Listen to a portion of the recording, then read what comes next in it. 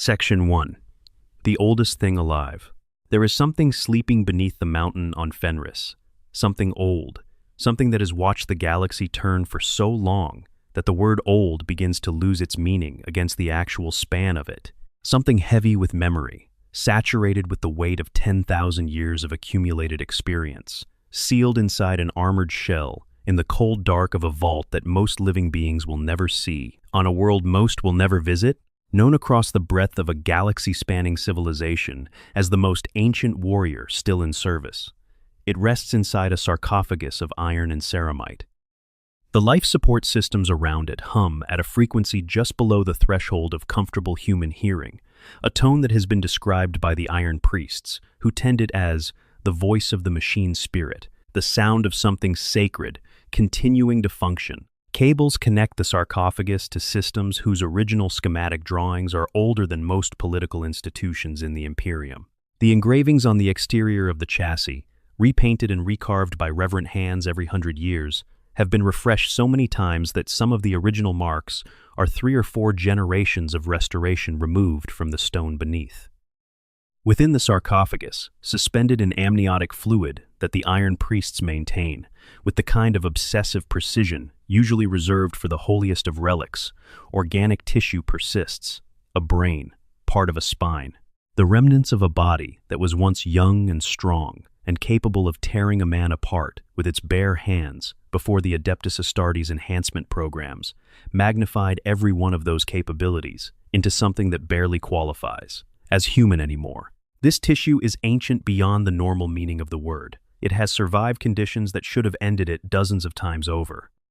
It survives now through the intersection of extraordinary technology, extraordinary care, and something else that resists easy classification, call it will, or stubbornness, or the kind of deep-seated refusal to stop that some people are simply born with and never lose. When this thing wakes, the halls of the Fang go quiet. Warriors who have crushed alien civilizations with their bare hands, and who fear almost nothing in the physical universe, become still. Wolf lords who command companies of genetically enhanced killing machines step back and lower their eyes. Even the Iron Priests, who by training and inclination treat everything that is not a functional machine component with a degree of pragmatic detachment, handle the activation ceremony with a care that borders on the trembling. His name is Bjorn. He is called the Fell-Handed. He is called the Eldest, and True Claw, and the Revered One, and the Last from the company of Russ. He is, by any honest reckoning, the oldest space marine still active in the entire Imperium of Man. And the phrase, still active, is not a courtesy. He is deployed. He fights. When the galaxy requires something destroyed or defended or negotiated with, and the situation is serious enough that the chapter reaches for its most reliable resource, Bjorn is what they reach for. More than 10,000 standard Terran years separate the moment of his birth from the present day. He was alive during the Great Crusade, the galaxy-spanning military campaign during which the Emperor of Mankind was still ambulatory, and the Imperium was young enough to still believe in its own founding promises. He fought alongside one of the 20 original Primarchs, the godlike figures engineered to lead the Emperor's armies. He stood in the same room as the Emperor himself, before everything went wrong, before the betrayal that split the legions and broke the galaxy and left the Imperium as the wounded, fortress mentality empire we know today. He was there when the Horus heresy began. He was there when brother turned on brother, and war was made with the kind of grief-saturated violence that happens when people who genuinely love each other discover they have to kill each other. He was there through the burning of Prospero and the darkness of the Alaxis Nebula and the siege of Terra's long shadow, present in the most consequential period in human history, carrying the memory of it in the organic tissue that remains inside his sarcophagus. He was there the last time Leman Russ was seen alive. That memory, the memory of the night a Primarch said goodbye without saying goodbye, of the feast hall falling silent, and the Wolf King kneeling, and the terrible understanding that something was ending, is one of the things Bjorn carries that no one else in the galaxy can fully share. He is the last witness to events that have become mythology for everyone else. He is the primary source for the stories that form the backbone of his chapter's identity. When the Space Wolves want to know what Leman Russ was really like, what the Great Crusade really felt like, what the weight of those years really meant in the living of them, rather than the remembering.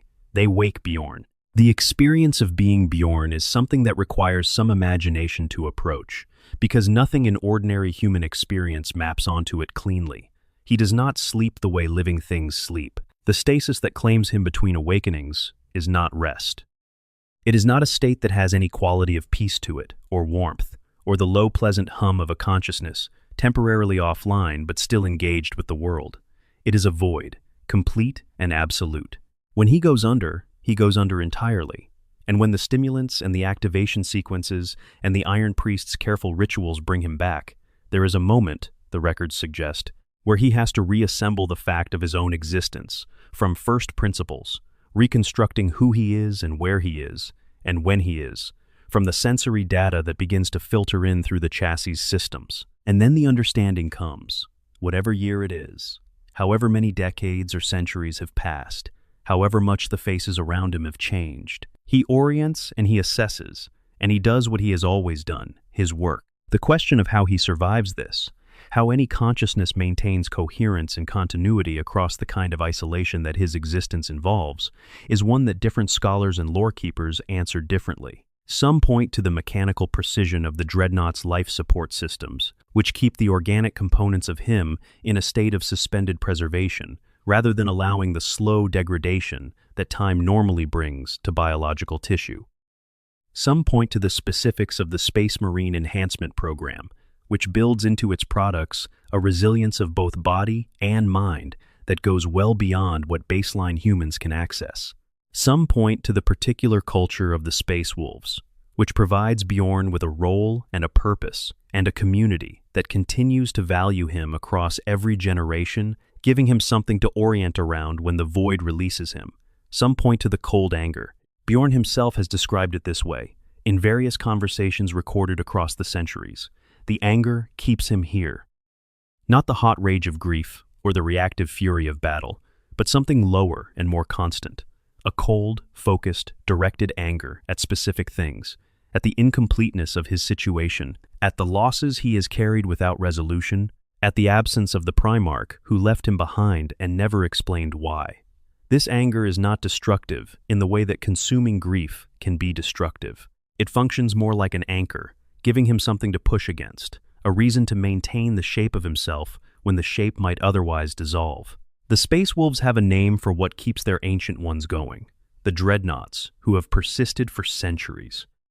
They call it the Dreadnought's fire. Not all of them maintain it.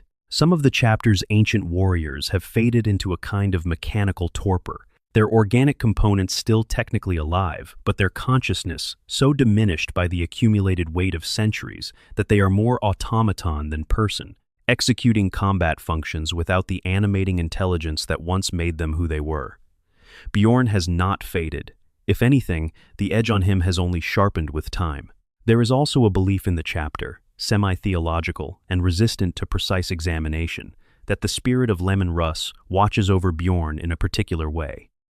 That the Primarch's presence, wherever he is in the galaxy or beyond it, extends as a kind of protection over the last member of his personal wolf guard.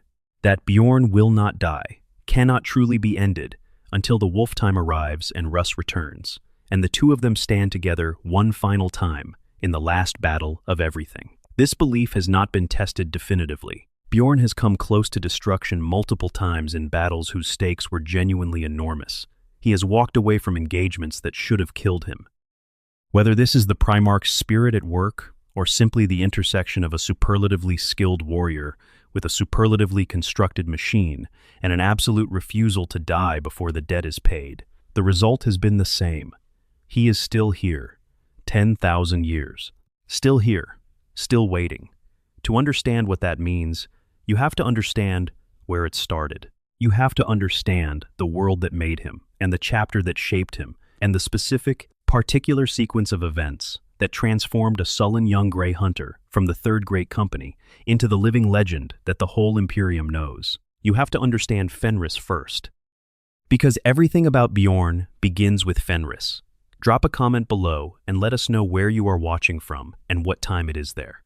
And if you have not subscribed yet, please do. It makes a real difference to whether this kind of deep story content can keep getting made. Section 2. The World That Made Him Fenris. 23. In the Segmentum Obscurus, not far from the terrible gash in reality that the Imperium calls the Eye of Terror, there is a star called the Wolf's Eye. It is an old star, middle-aged by stellar standards, burning with a steady yellow-white light that would be unremarkable in the catalogue of the galaxy's suns, except for one fact. What orbits it is remarkable. Fenris follows an elliptical path around the Wolf's Eye that does not merely tilt or wobble like the orbits of more normal worlds. It swings outward from its star and then plunges back toward it in a cycle that makes every year on Fenris a story with two completely different chapters. During the long period of outer orbit, Fenris is locked in a winter of such extreme depth that the planet's entire surface, not just the polar caps, but the oceans, the plains, the valleys, the shorelines, freezes solid. The great seas that cover most of the planet's surface become flat expanses of ice so thick that they are indistinguishable from ground, and the temperature drops low enough that exposed metal contracts and cracks, and even the air becomes something closer to a liquid than a gas. Then the orbit turns, and the planet swings inward, and everything changes at once. The warming is not gentle. It does not proceed the way spring proceeds on moderate worlds, incrementally, daily. The thermal energy flooding into a frozen system of that magnitude produces geological events. The tectonic stress that the cold season suppresses is suddenly released as the ground thaws. Volcanoes that have been dormant for months erupt simultaneously, painting the sky in ash and lighting the horizon with fire. The frozen oceans crack with a sound like continuous artillery, and the melt generates tidal waves of sufficient size and power to reshape coastlines on timescales of hours rather than millennia. Islands that existed before the thaw are gone afterward. New islands push up from the churning sea, born in volcanic fury and cooled almost immediately by the ocean surrounding them. This event, which the natives call the Time of Fire and Water, and which Imperial scholars would classify as a recurring global catastrophe, happens every Fenrisian year. It is not anomalous. It is the planet's nature.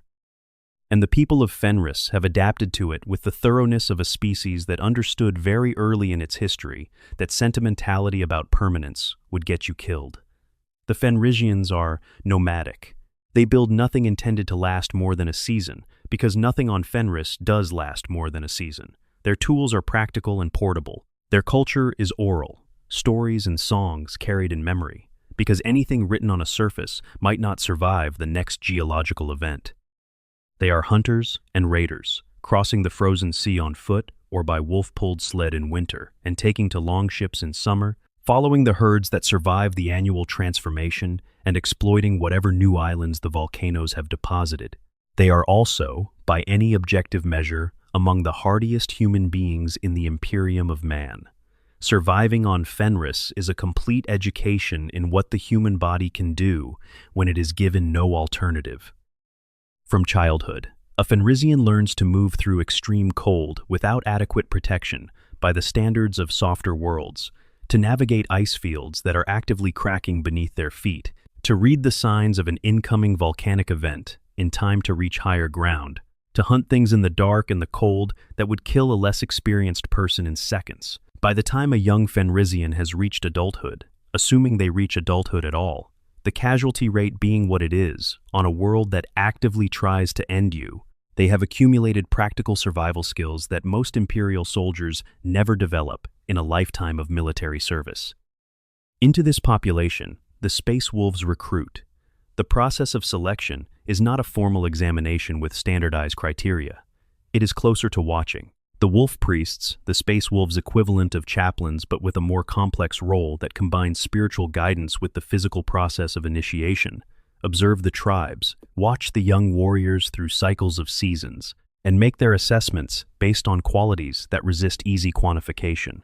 Physical capability matters, obviously, but Fenris produces physical capability in industrial quantities. What the Wolf Priests are looking for goes beyond the body. They are looking for something in how a person handles failure, how they respond to loss, what they do when the situation has gone comprehensively wrong, and the only options available are bad ones. They are looking for the particular quality that makes a space wolf, which is not identical to the qualities that make a good soldier, or even a good warrior in the conventional sense. When a candidate is selected, they are brought to the Fang. The Fang is one of the most extraordinary structures in the Imperium of Man, possibly the most extraordinary structure outside of Terra itself. It occupies the interior of an entire mountain range on the continent of Asaheim, the one part of Fenris that does not shift or sink or reform during the annual cataclysm. Over the 10,000-year history of the Space Wolves, it has been expanded, deepened, reinforced, and elaborated until the original mountain is essentially a skin stretched over the fortress inside. The deep vaults go down so far that the lower levels are warmed by the planet's geological heat. The upper reaches, the towers, and the keeps, and the great halls scratch at the edge of the clouds and look out over a world that is perpetually either frozen or on fire. This is where Bjorn was made into what he became. The specifics of his birth tribe and childhood are lost to time in the way that the early years of most Fenrisian warriors are lost. The oral tradition of the chapter, preserving the deeds of the Marine rather than the memories of the child. But we know the general shape. We know he was sullen by nature, a quality that Caspar Hauser's records note with the careful neutrality of an academic who has spent time around someone whose company he does not quite manage to find comfortable. We know he was exceptionally skilled, which on Fenris means something specific, because everyone who reaches adulthood on that world is skilled in the baseline ways, and to stand out in that company requires something exceptional. We know he favored the wolf claw, the raking, finger-mounted close-quarters weapon that became so identified with him that when the Tech Marines built the Dreadnought claw that now serves as his primary close-range weapon, they named it True Claw in conscious homage to the weapon he carried in his mortal life.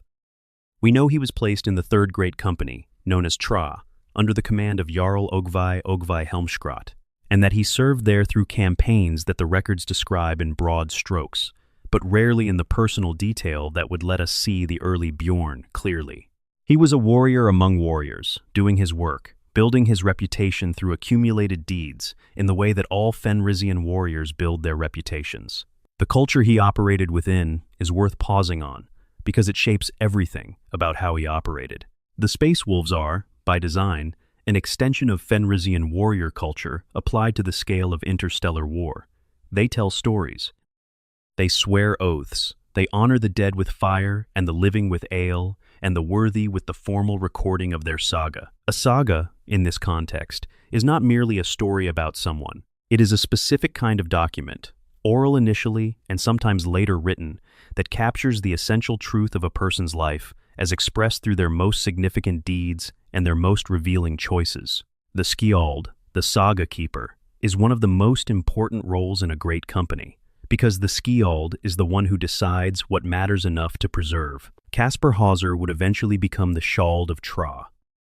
He arrived as an outsider, an academic from off-world who had no business being on a Space Wolf vessel except for the administrative accident that assigned him there, and he left as a witness to some of the most significant events in the chapter's early history. His presence in this part of the story is one of the things that makes it legible. Without him, we would have the deeds, but not the person. And Bjorn, for all his sullenness, was a person. Specific in particular, and stubbornly himself, in all the ways that eventually produce a legend, if given enough time. He had enough time.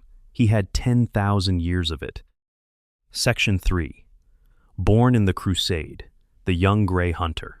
The Great Crusade is one of the most ambitious projects ever undertaken by any civilization in the history of the galaxy, and possibly the most ambitious project in any galaxy. If the galaxy hosts other civilizations advanced enough to attempt comparable things, which is a question the Imperium is not philosophically inclined to explore. For about 200 years, give or take, the imprecision that comes with tracking time across interstellar distances, the Emperor of Mankind led his armies across the stars with the explicit goal of reunifying every human world that existed, had existed, or could be brought into existence.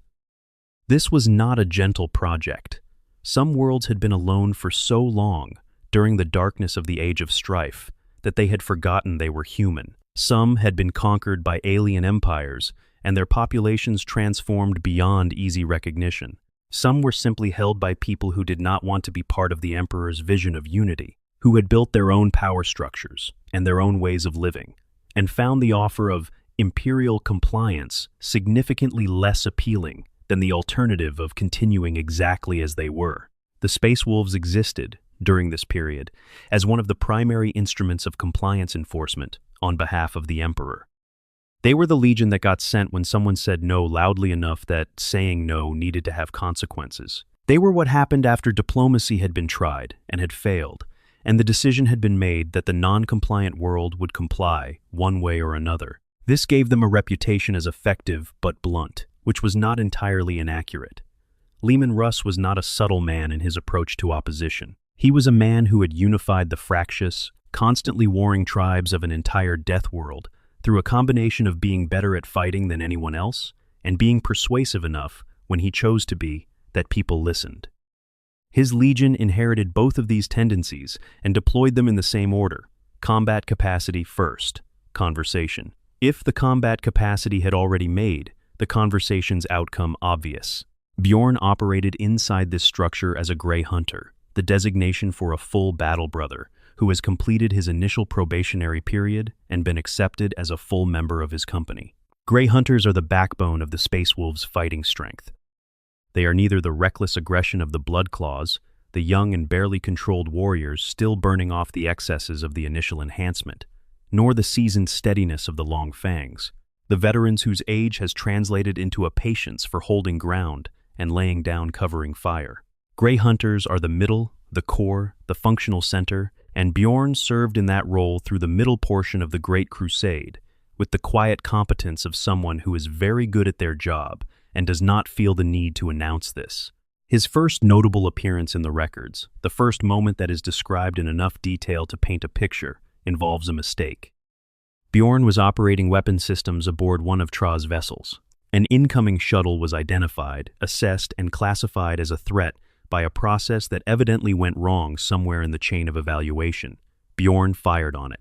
The shuttle was carrying a conservator, an academic historian who traveled with the Crusade fleets to document what they found and encountered, a man named Caspar Hauser, who had been assigned to observe and record the activities of the Third Great Company. The shuttle survived. Hauser survived, injured but alive. And Bjorn, who, as the records would later make clear, was not particularly comfortable with the fact that he had nearly killed someone through error rather than intention, was assigned a punishment that had the particular quality of punishments designed by commanders who understand their people well. He was made Hauser's personal guardian, responsible for his safety, required to keep him alive and functioning for the duration of his assignment with the company. Bjorn found this assignment deeply, consistently, and expressively unpleasant. Hauser was not a warrior. He was not particularly physically capable. He required a level of protective attention that Bjorn would have preferred to direct at enemies rather than at a soft-bodied academic who needed explaining to why standing in a specific location during an engagement was not the optimal choice. Everything about the arrangement grated on him, from the implication that he was responsible for a liability to the way Hauser's constant note-taking and observation made him feel like a specimen under study rather than a warrior doing his work. And yet, Hauser was brave, in the way that certain scholars are brave, intellectually fearless, willing to follow curiosity into places that should have made him turn around and leave, possessed of a kind of stubborn desire to understand that did not stop operating just because understanding required physical risk. This was not a quality that translated into combat effectiveness, but it was a quality that Bjorn, who had contempt for cowardice in any of its forms, could not simply dismiss. Hauser was not pretending to be unafraid of what the Great Crusade involved. He was genuinely curious about it, genuinely willing to be uncomfortable in the pursuit of that curiosity. That registered. It also helped that Hauser called him Bear. This is where the story gets interesting, and where a minor linguistic accident turns into something with consequences that span 10,000 years. Bjorn's name, in Fenrisian, means bear, and Hauser had been unconsciously translating it from the moment they met, calling him by what he thought was a nickname rather than by the actual Fenrisian name that Bjorn went by. Bear and Bjorn are the same word in different languages, but they are not the same sound, and in the cosmology of the warp and the mechanics of daemonic power, the difference between sounds matters enormously. True names have power. The exact sound of a name, spoken correctly in the correct context, is a vulnerability that certain kinds of entities know how to exploit. If Hauser had learned Bjorn's actual name, the story might have ended on Prospero. But he never did learn it, because Bjorn never corrected him, and that failure to correct would save his life in circumstances neither of them could have predicted. The Third Great Company participated in campaigns across this period that the records describe in varying levels of detail. The assault on the Olamic Quietude, a xenocratic civilization that had built an empire on enslaved human worlds and resisted its liberation with enough coordinated determination to require the kind of response the Space Wolves specialized in providing.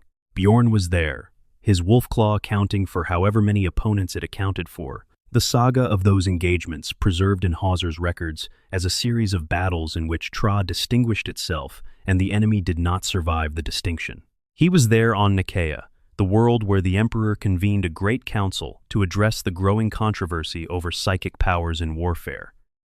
The Thousand Sons had built their entire legion around the mastery of psychic arts. Russ and his Space Wolves were deeply suspicious of psychers and the powers they commanded, holding a cultural and instinctive distrust of sorcery that ran all the way back through the mythology of Fenris to the darkest stories about what the warp could do to unguarded minds. The Council of Nicaea was supposed to settle this debate with an imperial decree. It did, in the sense that a decree was made. It did not settle the underlying tensions, which continued to simmer in ways that would eventually produce a catastrophe. Bjorn was part of Russ's honor guard on Nicaea, one of the warriors who accompanied the Wolf King to the council with all the ceremonial correctness that such an occasion required.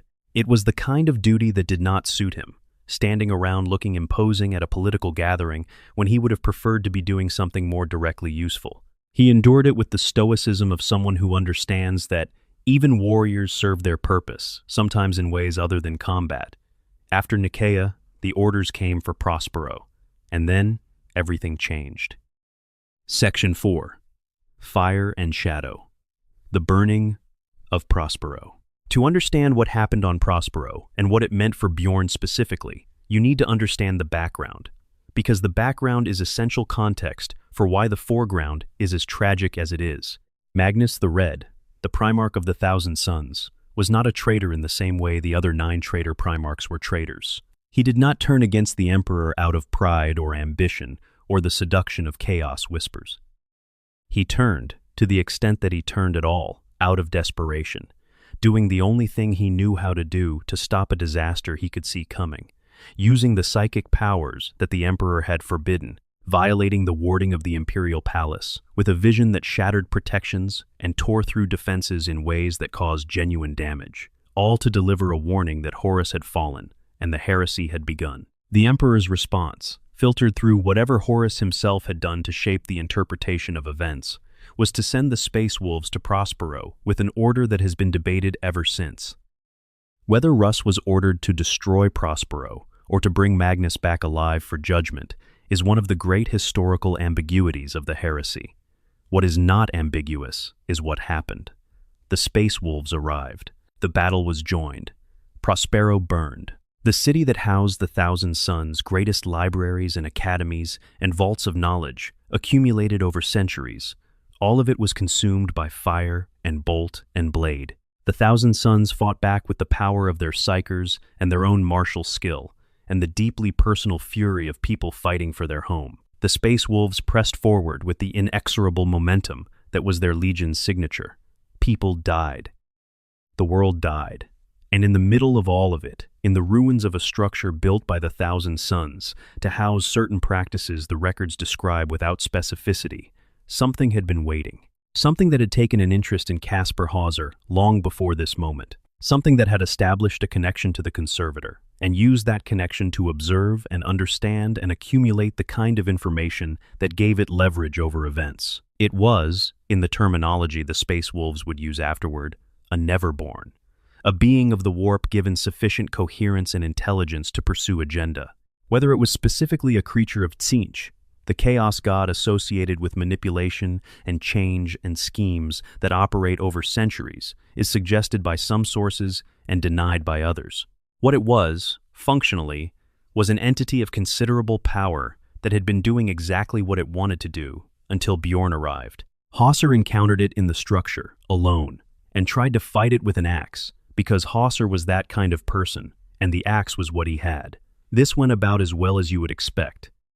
The daemon, irritated by the persistence, if not genuinely threatened by it, began killing him in a manner that was more contemptuous than focused.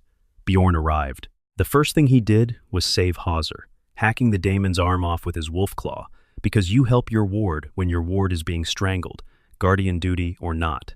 The daemon recovered and turned its attention to this new problem, which was significantly more dangerous than the academic, but operated on a different set of assumptions than the other space wolves who had been trying to fight it. The daemon's primary weapon in this engagement was its ability to reach into a mind and pull out a warrior's true name, and then to speak that name with the full weight of warp power behind it, which was essentially the magical equivalent of knowing exactly where all your opponent's defenses are and striking through all of them simultaneously. It had been doing this to Bjorn's brothers, stopping them cold, using the names it pulled from Hauser's involuntary mental records to freeze or destroy them. And then it tried it on Bjorn and said the wrong word, bear. It said bear because that was what was in Hauser's mind, and bear was not the true name.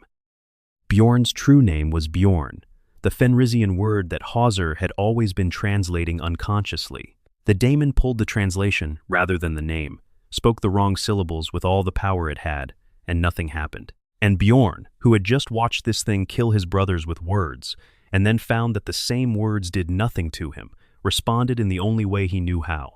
He hit it harder. The fight that followed was not a clean victory. It was not a heroic single combat sequence, in which the hero outclasses the villain, and the villain goes down, and the hero stands over the body with a satisfying sense of resolution. It was desperate and brutal, and it went on long enough for the damage to accumulate on both sides. The daemon was driven back, ground down by sustained pressure from an opponent it could not command, and therefore could not efficiently destroy, but it had time before the end of the engagement to do something directly damaging. It grabbed Bjorn's left arm and sent warp energy through it. The corruption that started in his hand and crawled up his forearm was the kind of thing that had specific and well-understood consequences if allowed to proceed. The substance of the arm was changing, being remade by warp energy into something that was no longer Bjorn and had not stopped expanding. The choices were limited. The arm could be removed before the corruption reached his body, or the corruption could proceed and become something that no amount of surgery would fix. Someone took an axe and removed the arm at the elbow. The records are genuinely uncertain about who made this specific decision and acted on it, with different accounts naming either Hauser himself or Constantine Valdor of the Legio Custodes. The Emperor's personal guard, who are described in some accounts as present at this engagement. The result is not uncertain. The arm came off. The corruption was stopped. Bjorn survived. The battle wound down. The Sisters of Silence and the rune priests who arrived as reinforcements contributed their presence to dispersing whatever coherence the daemon had still possessed.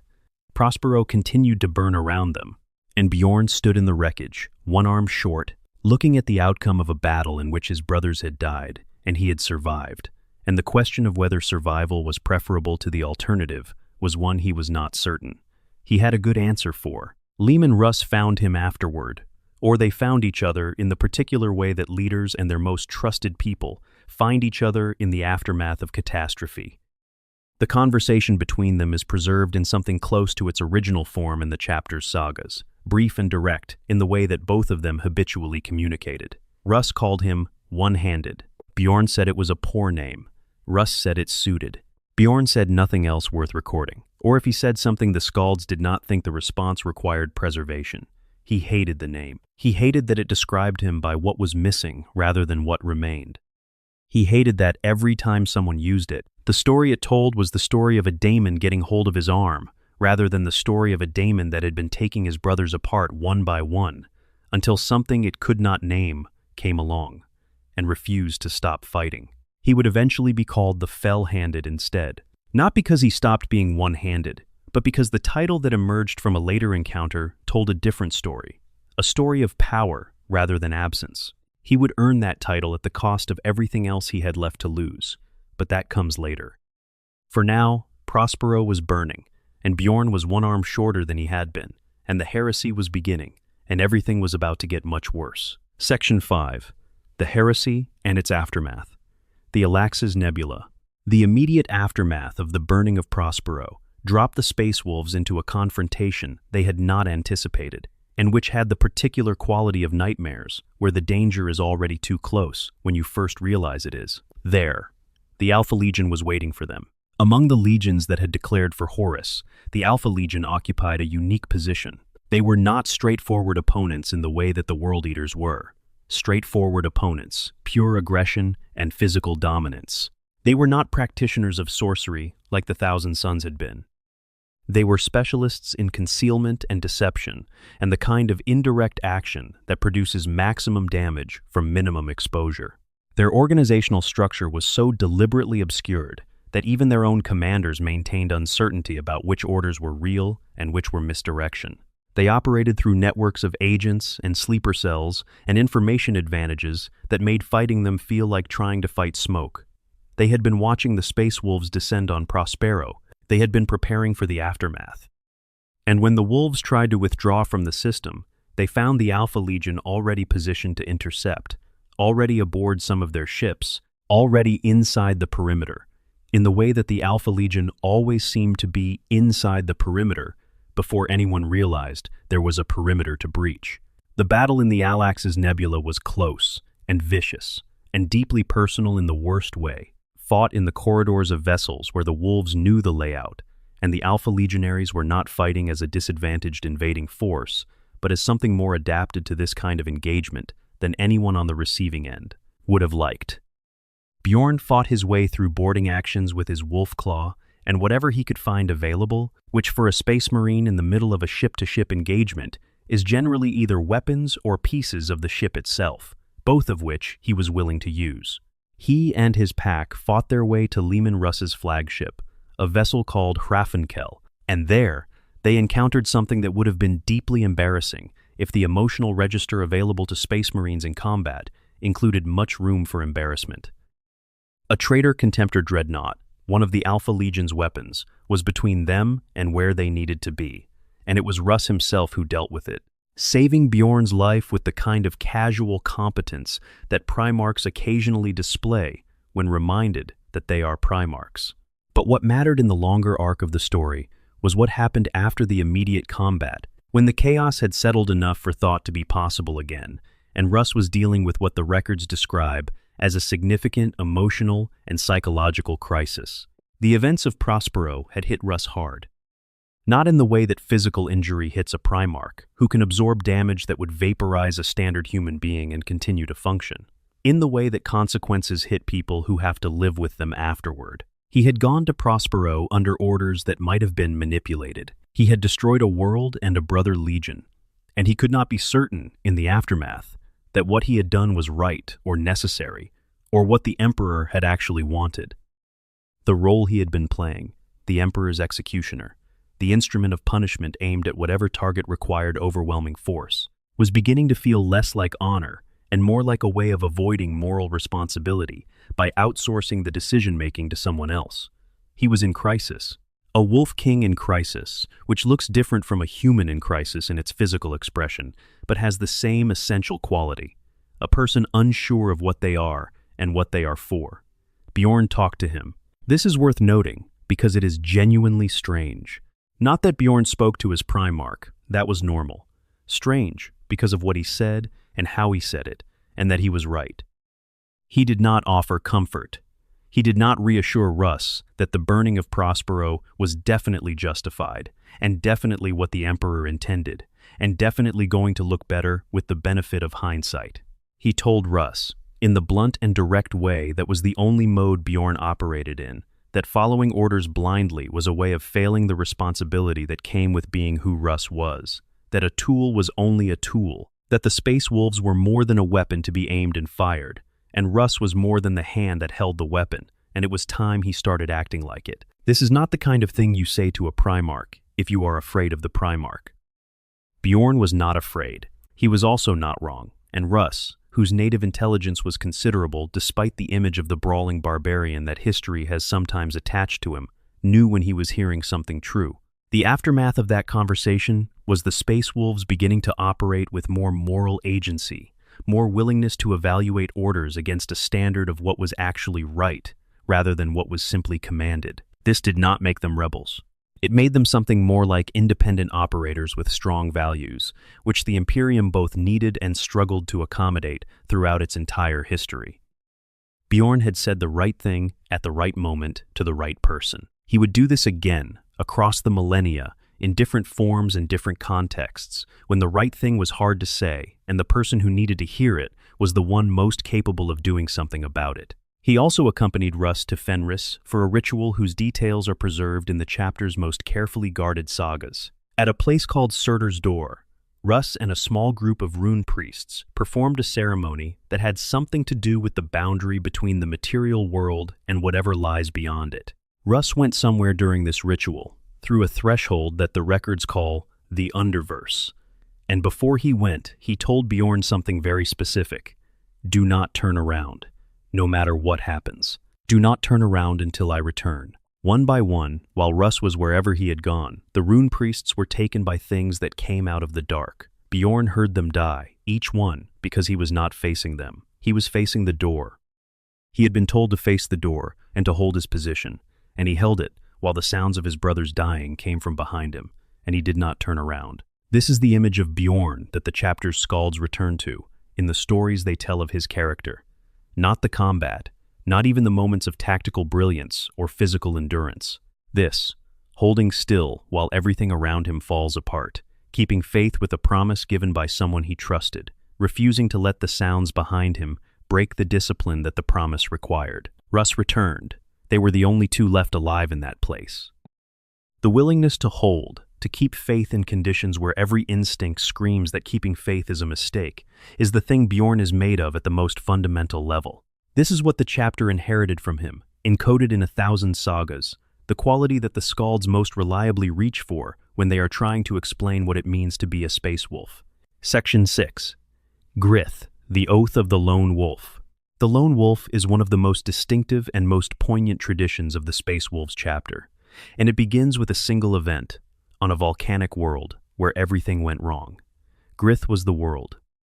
The records describe it as acrid, geologically active, the kind of place where the ground is warm to the touch even on the coldest day, because the volcanic activity never fully stops. The air carries sulfur dioxide in concentrations high enough to be unpleasant for standard humans, and merely notable for an Astartes with enhanced biology. It is not a pleasant place, but it is a real place, a world where things existed and died, and where Bjorn's pack went as part of a broader campaign operation. The pack that Bjorn led into Grith had fought across the entire breadth of the Great Crusade and survived.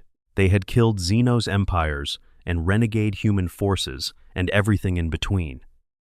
They had faced situations that should have ended them and emerged intact, because the Space Wolves were built to emerge intact from situations that should have ended them. They were experienced, proven, tested beyond the point where most warriors are tested and found capable. None of that was enough. Arvax, the Arch-Slaughterer, was a daemon of Khorne, the chaos god of war and blood and slaughter, at the cosmological level, represents the concept of conflict distilled to its most fundamental expression, the desire to dominate and destroy that burns in every consciousness that has ever fought for anything, amplified beyond any normal measure, and dedicated to nothing but its own perpetuation. A daemon of Khorne is a physical expression of that concept given form and direction, and the particular indestructible quality of something that is not entirely subject to the rules that govern physical beings. Arvax was substantial, even by these standards.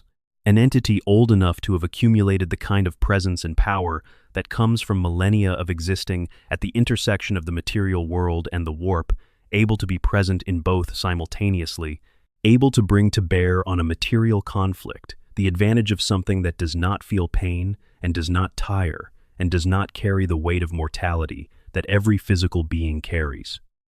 Bjorn's pack had faced space marines and alien warriors and mechanical constructs and the full variety of threats that the Crusade produced. They had not faced anything like this, one by one. That is how the records describe it. Not in the chaos of a general engagement where the dying is distributed and somewhat random. One by one, in a sequence that had the particular quality of a being, selecting its targets, and dispatching them with the thoroughness of something that is not in a hurry and does not need to be. Each member of Bjorn's pack, each name, each face he knew, each brother whose saga he had witnessed being written in deeds, across decades of shared service. Gone. Bjorn survived. The records are careful about this, noting that his survival was not the result of cowardice or strategic withdrawal, or any calculation that could be called avoiding the fight. He fought. He continued to fight even as his brothers fell around him, pressing the engagement with the relentless aggression that was his nature, hitting the thing repeatedly with the full force he could bring to bear. It was simply not enough to destroy it. Not him alone. Not then. The arrival of Leman Russ and the broader Space Wolf response shifted the balance, and Arvax was driven from the field. But it was not destroyed. Bjorn stood in the aftermath and looked at what remained of his pack, which was nothing. Nothing but ash and fire and the memory of people he had known for decades. He did not accept the congratulations of the warriors around him. He did not allow the victory celebration to include him in any way that suggested he felt there had been a victory. He knelt, and he gave voice to the mournful howl that the chapter's tradition calls the cry of grief that cannot be expressed in words, the sound that precedes the oath, and he spoke the words that became the Lone Wolf's Oath. He meant every syllable.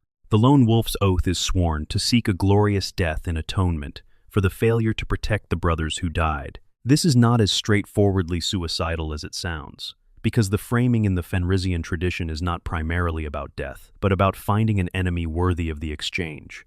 The Lone Wolf is not seeking to die.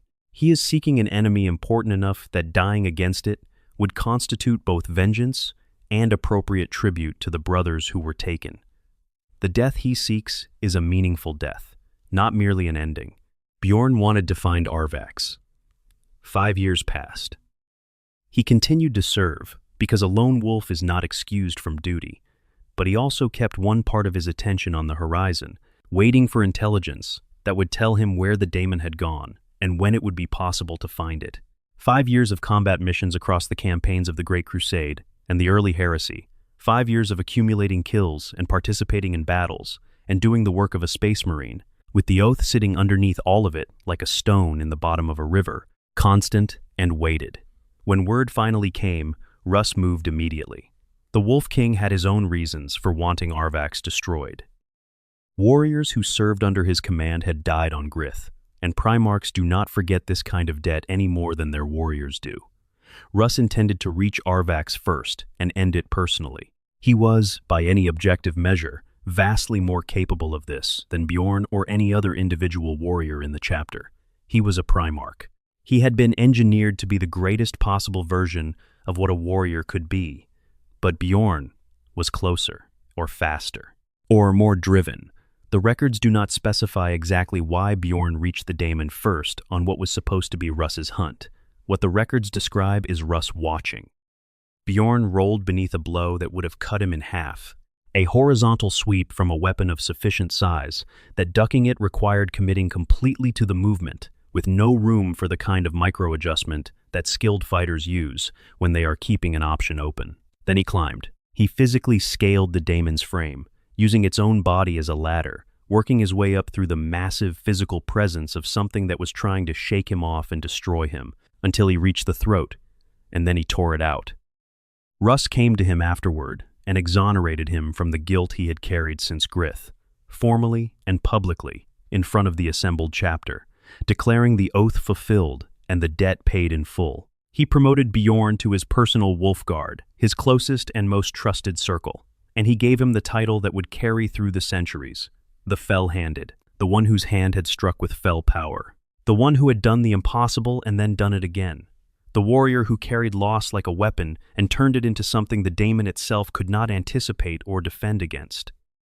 Bjorn accepted the title with the usual gracelessness that characterized his relationship to being honored. He thought fell-handed was better than one-handed. He was right. What he did not know, standing in that moment of earned recognition, was that the most painful thing that would ever happen to him was still ahead. That his promotion to the Wolf King's personal guard was the setup for an abandonment that would mark him more deeply than any battle wound.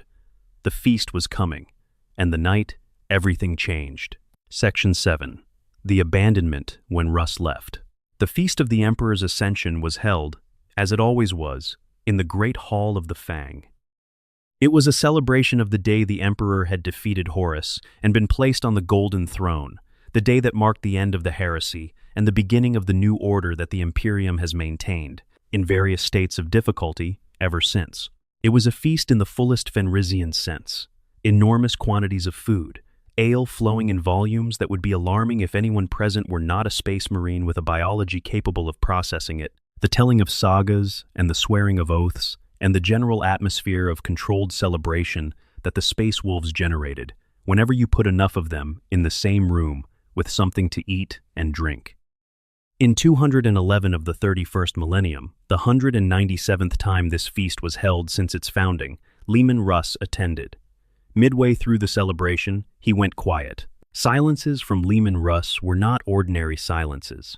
The man had a physical presence that altered the atmosphere of rooms he entered, a quality that Primarchs shared, and that could be attributed to the extraordinary nature of their biology, or to something less easily classified, some resonance that beings of their magnitude generated simply by existing. When he went still, the stillness was total, and the warriors nearest him noticed it before anyone else, and the noticing spread outward through the hall in a wave until the whole enormous space had come to a kind of held breath. His eyes were not focused on anything in the room. Whatever he was seeing, he was not seeing the feast. His body was present, and his face was recognizable as his, but the consciousness behind it had gone somewhere else, somewhere that the other Primarchs would have recognized as the warp's way of reaching into a psyker mind and delivering a message in the clearest possible terms. He fell to his knees. Leman Russ was on his knees. This was the kind of event that the Space Wolves present would have had no context for, no framework in which to process it, except as something without precedent, something outside the normal categories of what things that happened. He called his wolf guard to him. The members of his innermost circle came and gathered around him, and he spoke to each of them, giving instructions or final words, or something the records have never fully preserved. One by one, the members of the wolf guard received whatever it was he had to say to them. Bjorn stood apart. He was the youngest member of the wolf guard. He had been there the shortest time. He watched his brothers approach their Primarch and receive whatever message Russ had for them, and he waited for his turn. His turn did not come. Russ rose. He turned and walked out of the Great Hall of the Fang, his wolf guard filing behind him, and he did not look back. He did not speak to Bjorn. He did not explain. He walked into the night of Fenris with his bodyguard and whatever purpose the vision had given him, and he left Bjorn standing alone in the middle of a feast that had gone completely silent. The tale of what followed is told with the precision of something that has been rehearsed and preserved across 10 millennia of oral tradition. For 7 years, the Space Wolves waited. They held the feast every year and set Russ's place at the table and filled his drinking horn and kept the seat ready. They waited with the patience that comes from certainty, the belief that a Primarch does not simply cease to exist, that whatever had taken Russ away would eventually return him to them. 7 years passed. He did not return. The Space Wolves elected their first great wolf. They chose the one who had been left behind. Why Russ left Bjorn behind is a question that has been analyzed and discussed and argued over by Space Wolf scholars and skalds for 10,000 years. The most accepted interpretation, the one that the chapter's tradition has settled into, is also the one that requires the most sophistication to see past the initial sting of it. Russ chose Bjorn to stay because Bjorn was the one who could do what needed to be done. Not the most powerful, not the most senior, not the one with the longest service record, the one who had already demonstrated multiple times that he could survive devastating loss and continue to function. The one whose particular quality of cold, focused persistence made him uniquely suited to the task of leading the chapter through the absence of its Primarch. Bjorn was left behind as the highest possible expression of trust from a man who was not given to expressing trust in comfortable ways. He did not see it that way. Not entirely. Not for a long time. Possibly not even now. Fully. The records note, carefully and consistently across every era in which Bjorn has spoken of that night, that he carries feelings of rejection and bitterness about it that have not diminished across the centuries. He has developed the intellectual framework for understanding why Russ did what he did. He is not certain the intellectual framework is enough. He did the work anyway. He organized the first great hunt, announcing to the assembled great companies that the chapter would go looking for its lost king, that 12 companies would sail in 12 directions and search every corner of the galaxy and the edges of the Eye of Terror until Russ was found, or every option was exhausted. He gave the order, and he led by example, taking his own search into the Eye of Terror itself, inside the Eye. In the place where warp energy flows unchecked and reality is a negotiation rather than a fact, where things exist that predate the creation of the physical universe, and time moves sideways rather than forward, Bjorn searched for Leman Russ.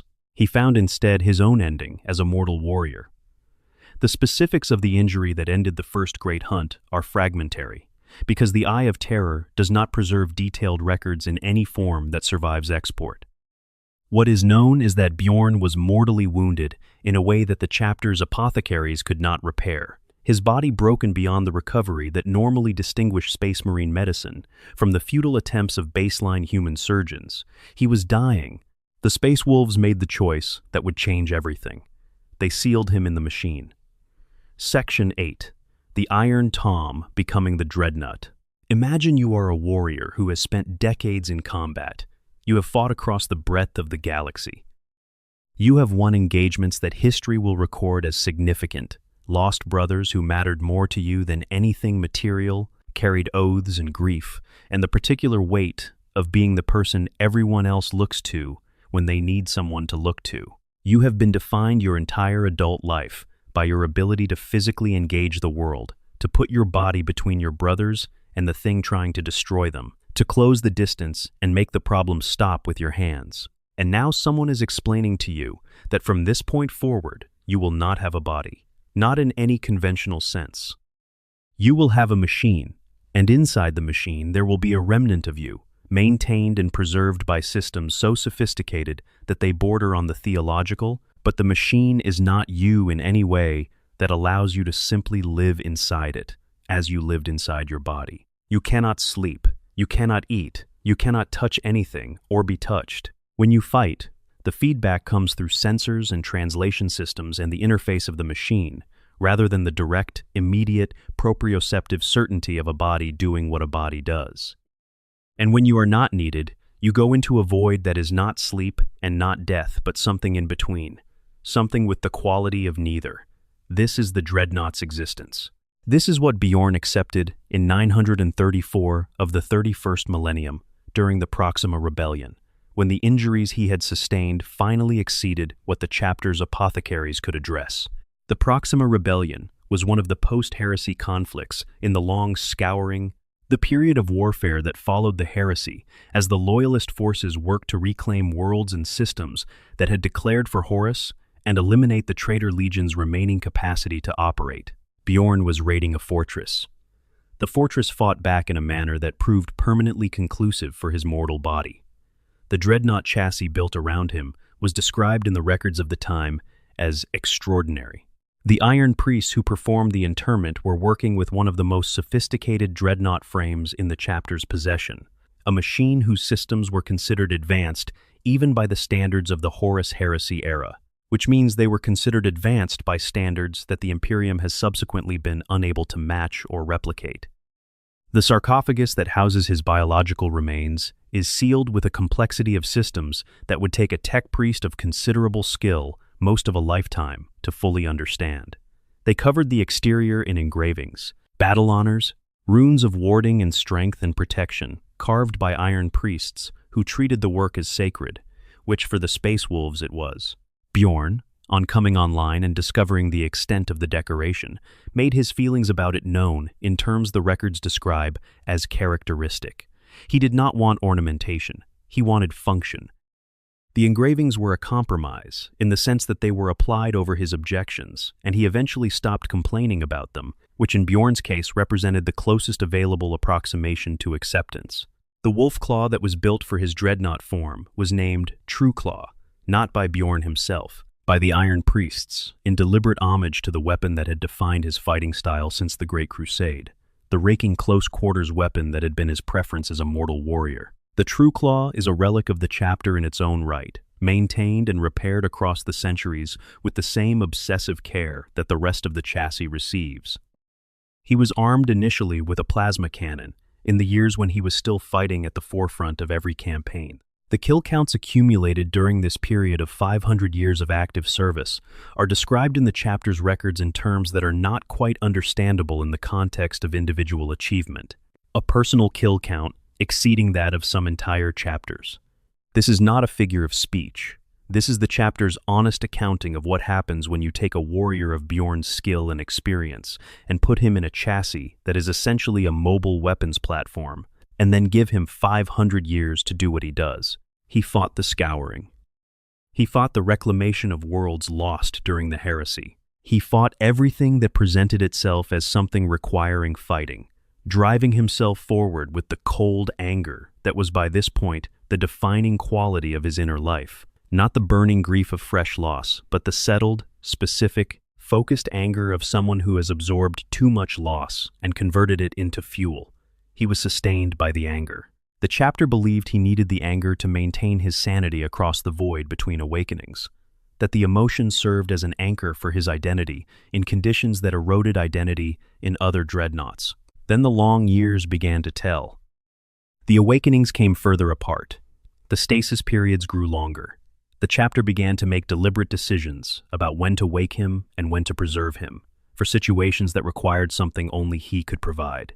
He became, by degrees, the chapter's most precious resource, the one held in reserve for the moments when reserve was the right strategic choice.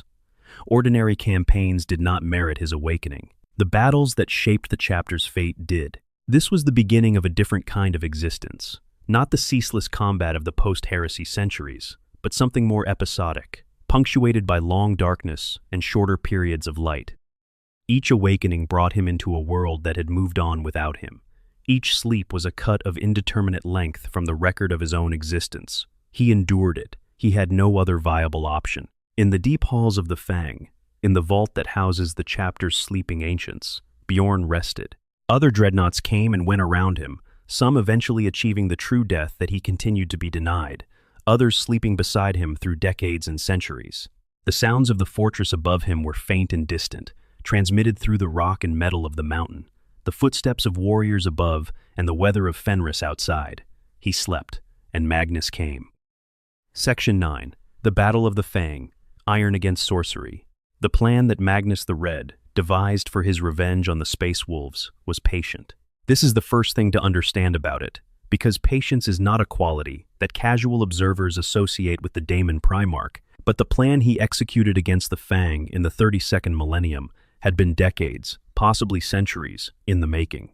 The Space Wolves had a great wolf during this period, named Herrick Ironhelm, a warrior of considerable capability and significant pride, who had developed an obsession with hunting down Magnus and the Thousand Sons, finishing the war that the burning of Prospero had started. Magnus cultivated this obsession. He appeared to Ironhelm in visions, made provocative attacks on worlds near Fenris, left just enough traces of Thousand Sons activity to make the trail seem real and the opportunity seem imminent. He played Ironhelm's need for resolution against Ironhelm's judgment, and slowly, over the course of years, he tipped the balance of that contest toward the need. Ironhelm was eventually convinced, beyond what careful consideration might have recommended, that the Thousand Sons were consolidating on a world called Gangava, that an attack in force would catch them at a disadvantage and end the conflict with decisive finality. He mobilized 11 great companies. Nearly the entire chapter, he sent them screaming across the void toward Gangava, and then Magnus arrived at Fenris. Left behind to defend the Fang was a single great company under a wolf lord named Ver Greylock. One great company against the combined strength of an entire traitor legion. The mathematics were not favorable. The Fang's own defensive capabilities were formidable, because the Fang is a mountain with a fortress inside, and several thousand years of defensive engineering applied to both, but one great company against 11,000 Thousand Sons warriors, plus the sorcerous capacity of a legion whose entire identity was built around the mastery of the warp, represented a situation where holding indefinitely was not a realistic expectation. Greylock made the decision that the situation called for. He woke his dreadnoughts. Chief among them was the one who had been sleeping in his sarcophagus since before this great wolf's grandfather was born. He woke Bjorn. The awakening, per the ritual, began with the Iron Priest's chant and the gradual restoration of chemical and mechanical function to the chassis systems. Bjorn came online to find himself looking at tactical displays, showing an invasion of his homeworld, by an enemy he recognized from a world that had burned 1,000 years ago. He was, by the chapter's careful records of these moments, immediately and comprehensively angry. His anger had two targets in the first moments of assessment. The first was the Thousand Sons, for the obvious reason that they were attacking the Fang. The second was whoever had made the decision to send 11 great companies away on a mission that was clearly a trap, leaving the homeworld defended by a skeleton force. He expressed both of these feelings in his characteristically direct manner, and then, having expressed them, moved on to the work of what needed to be done. For 40 days, the defense held. This number is the one that the chapter's historians reach for when they want to convey the scale of what happened. 40 days against the combined strength of a traitor legion. With one great company and a handful of awakened dreadnoughts and the human auxiliaries who served the chapter, the Cawls, fighting with everything available to them in corridors and halls and defensive emplacements that they knew better than the attackers. Bjorn directed much of this defense personally. He could sense the attack strategy, could see the pattern in where the Thousand Sons were applying pressure and where they were pulling back, and he adjusted the defense to counter it with the tactical intelligence of a warrior who had been making these assessments since before the Thousand Sons' current commanders were born.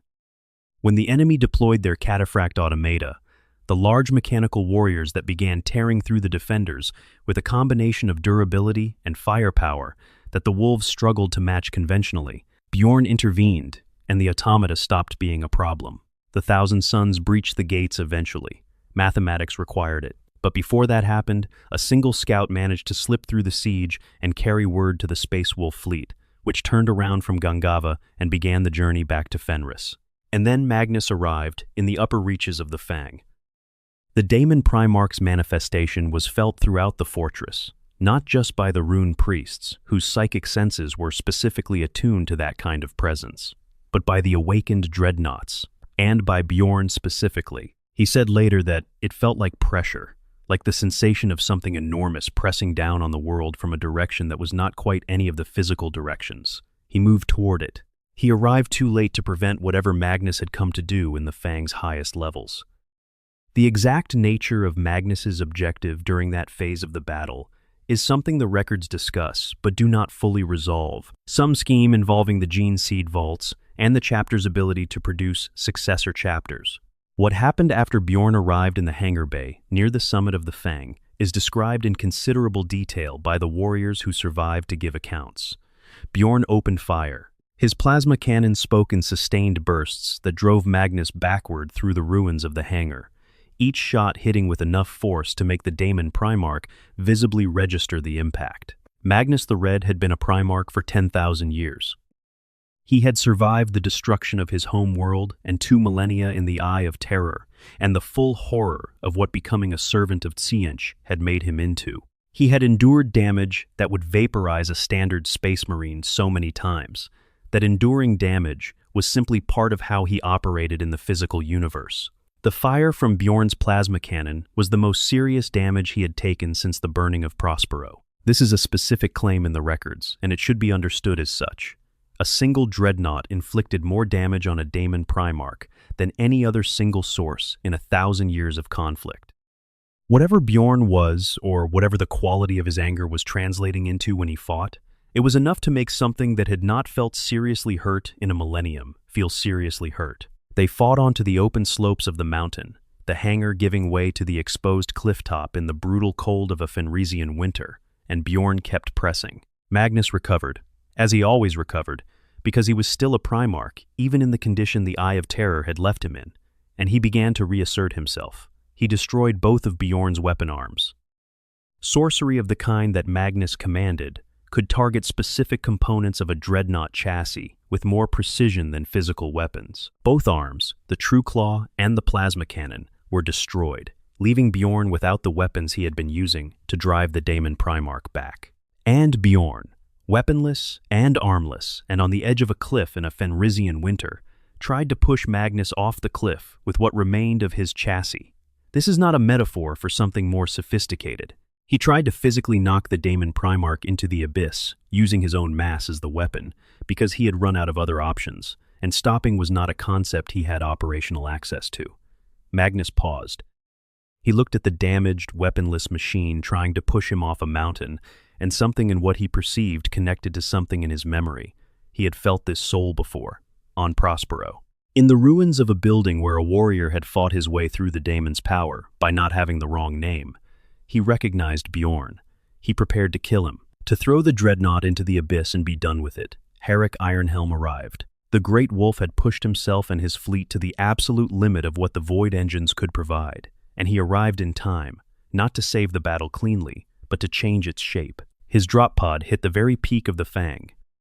He came down from above onto the cliff top where Magnus was preparing to end Bjorn, and the arrival disrupted the moment just enough. What followed was violent and costly, and ultimately decisive, in a way that cost the chapter more than it could comfortably absorb. Ironhelm faced Magnus. Magnus killed him, but the accumulated damage that Bjorn had inflicted, combined with the new engagement, had pushed Magnus past the threshold of what he could maintain in the physical universe. He withdrew. The Thousand Suns retreated. The Fang had held. Bjorn went back to sleep, battered and weaponless, while the chapter buried its Great Wolf and began the long work of recovery. Section 10. The Months of Shame, Wisdom over Wrath. Understanding the Months of Shame requires understanding what the First War for Armageddon meant to the people who fought it, and what the Inquisition believed it had to do in the aftermath. Armageddon was saved. Angron was banished. The Chaos forces were defeated. Every soldier who fought in that war had been part of something that had genuine cost and genuine consequence and genuine meaning. The Armageddon Steel Legion had faced a Daemon Primarch and survived. Billions of civilians had witnessed the kind of event that the Inquisition's mandate required to be contained. The demonstration that the forces of chaos could take physical form on a material world, and that the Imperium's defense against them involved weapons and warriors that most people were never supposed to know existed. The Inquisition's response to this situation was systematic and merciless in the way that all of the Inquisition's systematic responses are. The survivors were to be collected and managed. The information they carried was to be controlled. The mechanism for control was not gentle. What made the Months of Shame more than a bureaucratic atrocity was Logan Grimnar. The current Great Wolf of the Space Wolves had fought that war, and fought it alongside the soldiers he now watched, being herded into transport ships. He knew what they had done. He knew the cost they had paid. The idea that survival was itself a crime, meriting a lifetime in a labor camp, that the people who had stood against a Daemon prince were to be rewarded with sterilization and indefinite confinement, was not something he could process as acceptable policy. He pushed back. The Space Wolves pushed back. And what began as an objection to unconscionable policy escalated through the stages of escalation that happen when an irresistible force meets an immovable object, until eventually the inquisitorial fleet was orbiting Fenris, and the conversation had moved well past negotiation into the territory of open conflict. Then Grimnar killed the Inquisitor Lord, aboard the enemy flagship, during what was by that point a boarding action rather than a meeting. Logan Grimnar did what Logan Grimnar did, which was make contact with the person he had decided was the source of the problem and remove that person's head from their body. It was direct. It was comprehensively final. It was also the kind of action that tends to escalate conflicts rather than resolve them, and the battle that followed was moving toward a conclusion that would have left both sides significantly diminished. The Iron Priests woke Bjorn. The arrival of Bjorn at the inquisitorial flagship via a teleporter that the records note was the first time he had used one and that he had always been hesitant about, changed the room immediately. The Inquisitor's delegation had arrived at Fenris, expecting to deal with a chapter in open rebellion, heated and prideful, and convinced that righteous anger was sufficient justification for anything. What they encountered was a Dreadnought that had been fighting since before the Inquisition itself existed in anything like its current form. Bjorn's presence generated a specific kind of authority. Not the authority of rank, though he outranked everyone in the room through the simple arithmetic of having been Great Wolf of the Space Wolves before most of the institutions represented around that table had been founded. The authority of someone who has seen enough of history to know how stories like this one tend to end, and who has no patience for watching the ending play out when an alternative is available. He told both sides what they needed to hear, and neither side what they wanted to hear. To the Inquisition, he said that demanding a penitent crusade from a chapter that had served faithfully since the founding of the Imperium was asking pride to perform humiliation for bureaucracy's benefit, and that the Inquisition's interests and the chapter's interests were both better served by a negotiated resolution than by the alternative currently in progress.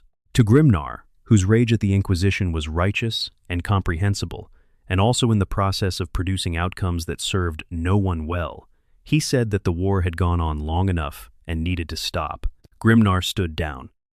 The fact that this happened at all is a testament to something, either Bjorn's authority or Grimnar's wisdom, or the combination of both, because standing down is not something Grimnar does easily from anything. The inquisitorial forces withdrew. The Space Wolves, who had acquired knowledge of the Grey Knights, were not subjected to the memory wiping that was normal procedure for people who knew the secret chapter existed. The Armageddon survivors were dispersed rather than confined. It was an imperfect peace, as all negotiated peaces are, with costs distributed to people who had not asked to bear them, but it was better than the alternative. The gun had been at everyone's temple, and Bjorn had talked it out of the room. His only formal demand to the Inquisition, besides the requirement that no inquisitorial vessel appear in orbit above Fenris again, was this: that a Grey Knight come down with him to the Fang and speak about their order. The Space Wolves would remember them. The chapter's tradition of preserving memory, of honoring those who had fought well, even when those people were enemies or strangers, was being explicitly invoked. The Grey Knights had fought on Armageddon. They would be remembered by the chapter whose ancient warrior had negotiated their exit. This is Bjorn.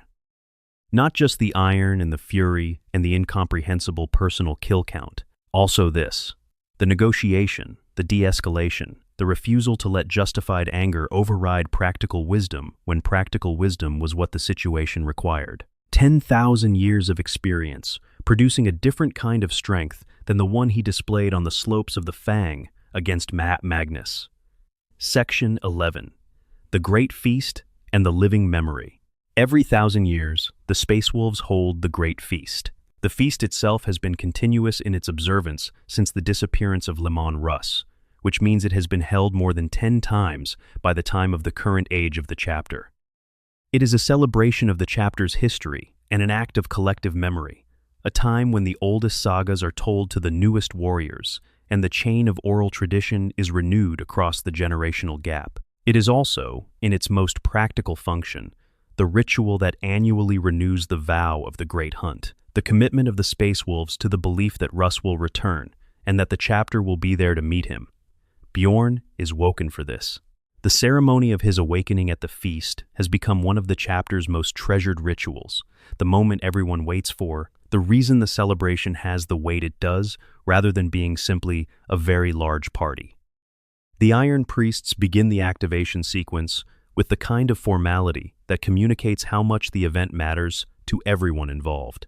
The hall goes quiet at some point before he actually arrives, the expectation building in the way that expectation builds when something genuinely significant is approaching. He comes through the doors. This already tells you something about the space Bjorn occupies in the chapter's life, that a Dreadnought chassis walking through doors is not something the Fang accommodates accidentally. The doorways of the Great Hall have been widened over the centuries to ensure that this can happen without embarrassment, because having the most ancient warrior in the Imperium scrape his shoulder plates on the doorframe would have been undermine the solemnity of the moment.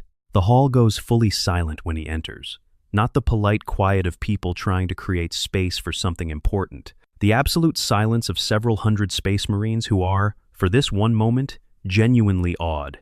He speaks, and they listen. What he tells them is not a historical lecture.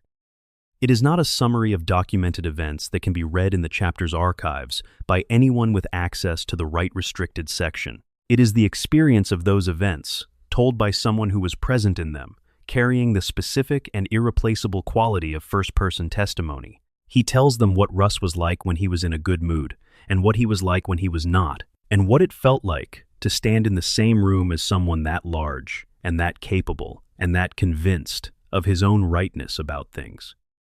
He tells them about the Great Crusade in the way that you can only describe something you were actually part of, with the grain of it, the texture of the days, the way the light looked on a particular world, and why that specific world stuck in memory when countless others did not. He tells them about the night Russ left. Every 1,000 years, he tells them this story, because it is the most important story the chapter has. He has told it more than 10 times. Each time it comes out slightly differently, because 10,000 years of carrying a memory does not preserve it perfectly, and because the meaning of the story changes as everything around it changes, as the wolf time grows closer or feels closer, or the urgency of the chapter's situation makes certain elements of the story more or less relevant. But the core of it is always the same. The feast, the vision, the wolf king on his knees, the bodyguard called forward, and the one warrior left standing alone. The departure without explanation. The chapters of space wolves who fight and die without ever attending a great feast outnumber the ones who do. The galaxy is too large, and the campaigns too numerous for everyone to be home at the right time. A young warrior might serve for decades in a distant system, without ever returning to Fenris at the millennium's turning. For those warriors, Bjorn is a figure of legend rather than personal experience, a presence in the chapter's story rather than a presence in their life. For the ones who are there, who stand in the Great Hall and hear his voice for the first time, who watch him move through the crowd with the particular heaviness of something that weighs as much as a tank and carries that weight as if it is simply what weight is, the effect is described in consistently similar terms across the centuries.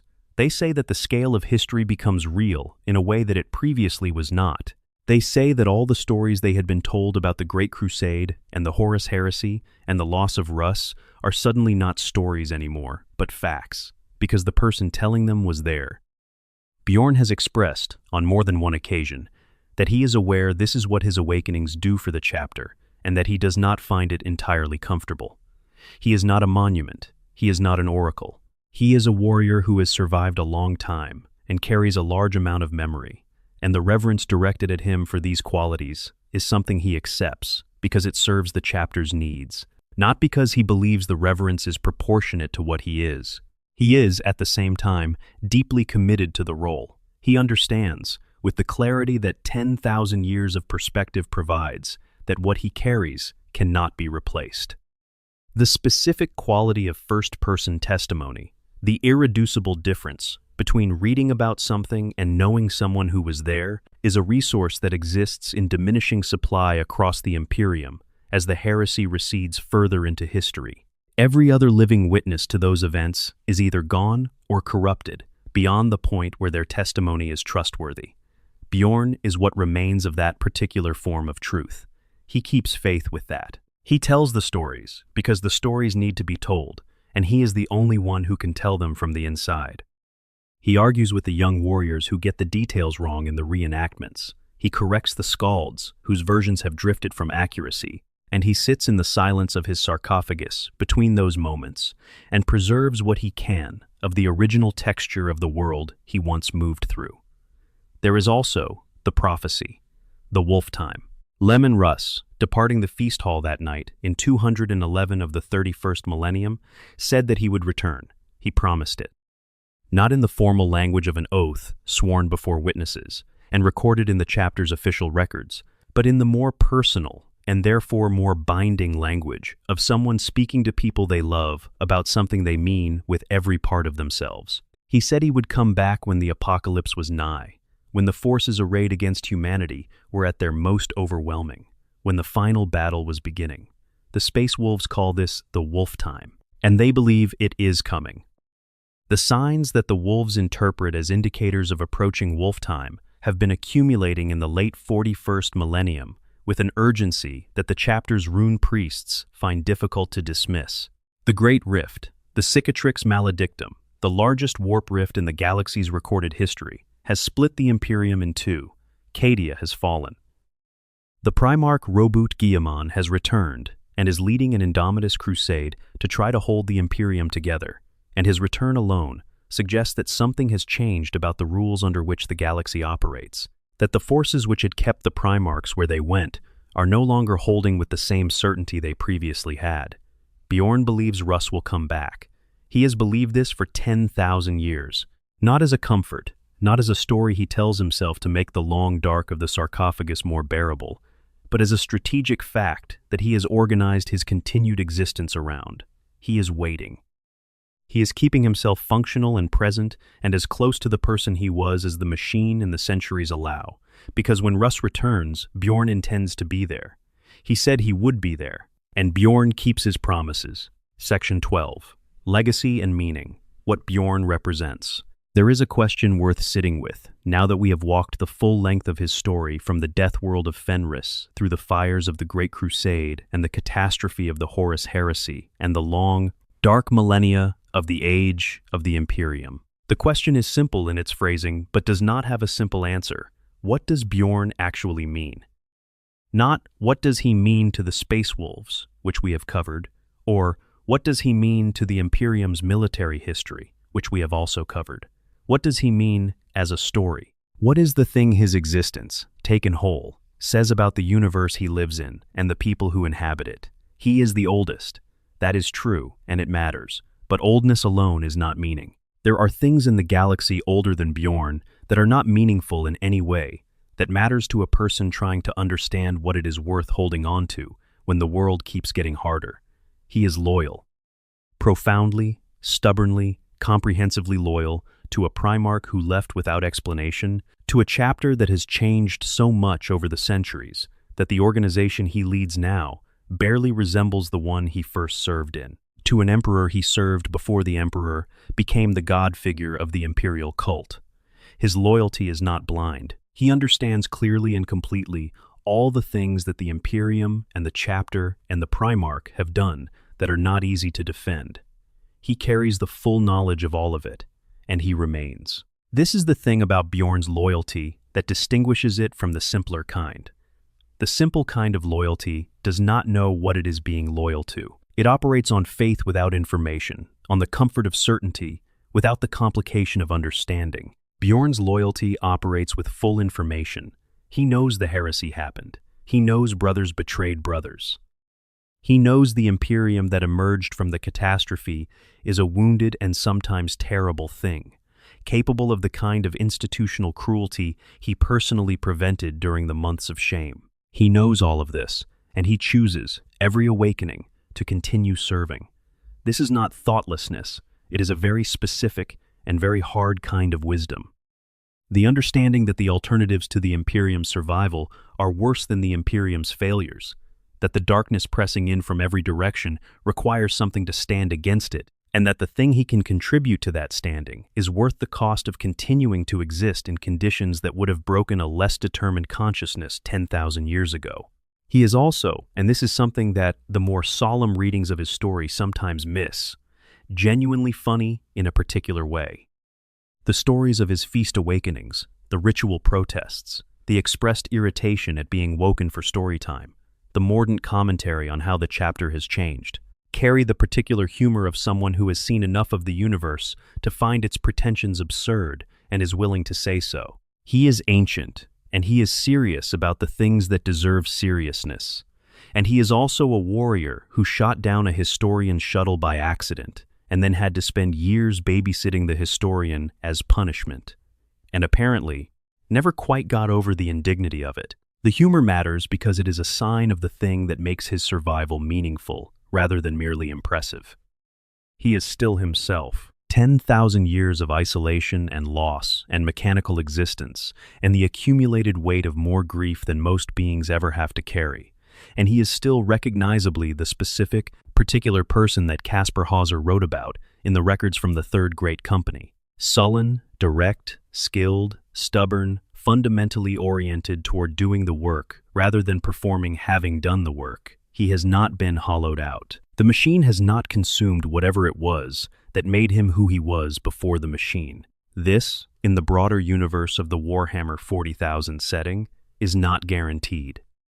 The chapter has other dreadnoughts who have faded, who have retreated into a kind of mechanical torpor that functions for combat purposes but no longer houses anything recognizably like the person who was placed inside. Bjorn has watched brothers go this way. He has watched the process by which a consciousness becomes an echo, becomes a silence, and he has refused, through something that cannot be fully explained, as any of the mechanisms we have identified, to follow them there. The cold anger, the waiting, the promise to be present when Russ returns. Whatever combination of factors it is, the result is that Bjorn remains. There is a character in the broader mythology of Warhammer 40,000 called an Ancient. Not as a formal rank, but as the role that dreadnoughts of sufficient age come to occupy in their chapters, simultaneously warrior and monument and oracle, fighters who also carry the living history of the organization they serve. Bjorn is the most extreme expression of this role in the entire Imperium. He is not just old for a dreadnought. He is old in a way that makes the concept of dreadnought antiquity itself look young, because he was already ancient within the Horus Heresy era's own context. A warrior who had fought the Great Crusade before he was sealed in the machine. He is the bridge. The living bridge between what the Imperium was at its founding and what it has become in the 10,000 years since. Across the gulf of history that separates the age of the Primarchs from the age of Logan Grimnar and his contemporaries. He is the one voice that can speak from direct memory of both ends of that bridge. He is, in the most literal possible sense, irreplaceable. When Bjorn finally achieves his own death, the manner of which the chapter refuses to contemplate in anything other than the most oblique terms, something will be lost that cannot be recovered or reconstructed. The living testimony of those events will end. History will become purely documentary. For the Space Wolves, he also represents something specific and theological. The Wolftime belief is not passive. It is not a comfortable story told to make the darkness feel less dark. It is an organizing principle for a chapter that has been waiting for its Primarch to return for 10,000 years and has not, in that time, given up on the waiting. Every generation of Space Wolves is raised to understand that the return of Russ is not merely possible, but expected, that the preparations for that return are ongoing, and that Bjorn is the most concrete expression of that expectation, the specific person who has kept the longest vigil and who intends to complete it. This gives his existence a forward-facing quality that distinguishes it from simple persistence. He is not merely surviving, he is waiting. The distinction matters. Survival without purpose is endurance. Waiting with purpose is something more than that, something closer to faith in the most active and demanding sense of the word. In the galaxy of the 41st millennium, as the Great Rift splits the Imperium and the forces of chaos push with more coordinated ferocity than they have managed in centuries, and the signs that the long-feared final reckoning may actually be approaching begin to accumulate in the visions of rune priests across the chapter. Bjorn's vigil takes on an urgency that even the most reserved space wolf finds difficult to entirely dismiss. Maybe the wolf time is coming. If it is, the fell-handed will be there. He has fought Daemon Primarchs. He has stopped civil wars with his voice when his weapons were not the right tool. He has carried the memory of the Imperium's founding through 10,000 years of darkness with the same stubbornness that characterized his very first campaign as a Grey Hunter in the Third Great Company, when he got his assignment wrong and shot down a historian's shuttle and was given a punishment duty that changed the course of everything. He was there when the Emperor was still standing. He was there when Russ said goodbye. He was there for every battle and every negotiation and every long silence between awakenings. And he is still there now, beneath the mountain, in the cold dark, waiting, the oldest warrior in the Imperium, the last from the company of Russ, the eldest, Trueclaw. Bjorn the Fell-Handed. Still here, still waiting, still not done. That is the story of Bjorn the Fell-Handed, the oldest dreadnought in Warhammer 40,000, the oldest space marine still in service, the living memory of a chapter and a universe that has been at war for 10,000 years and is still fighting. If you made it all the way to the end of this, thank you. Genuinely. This is the kind of lore that rewards the time you put into it, and I hope that time felt well spent. If it moved you even a little, if you found yourself sitting quieter than usual during some part of it, that is the thing this kind of story is built to do. The best Warhammer lore has that quality, something underneath the war and the scale and the darkness that touches something real. If you enjoyed it, please like the video. Please subscribe if you have not already.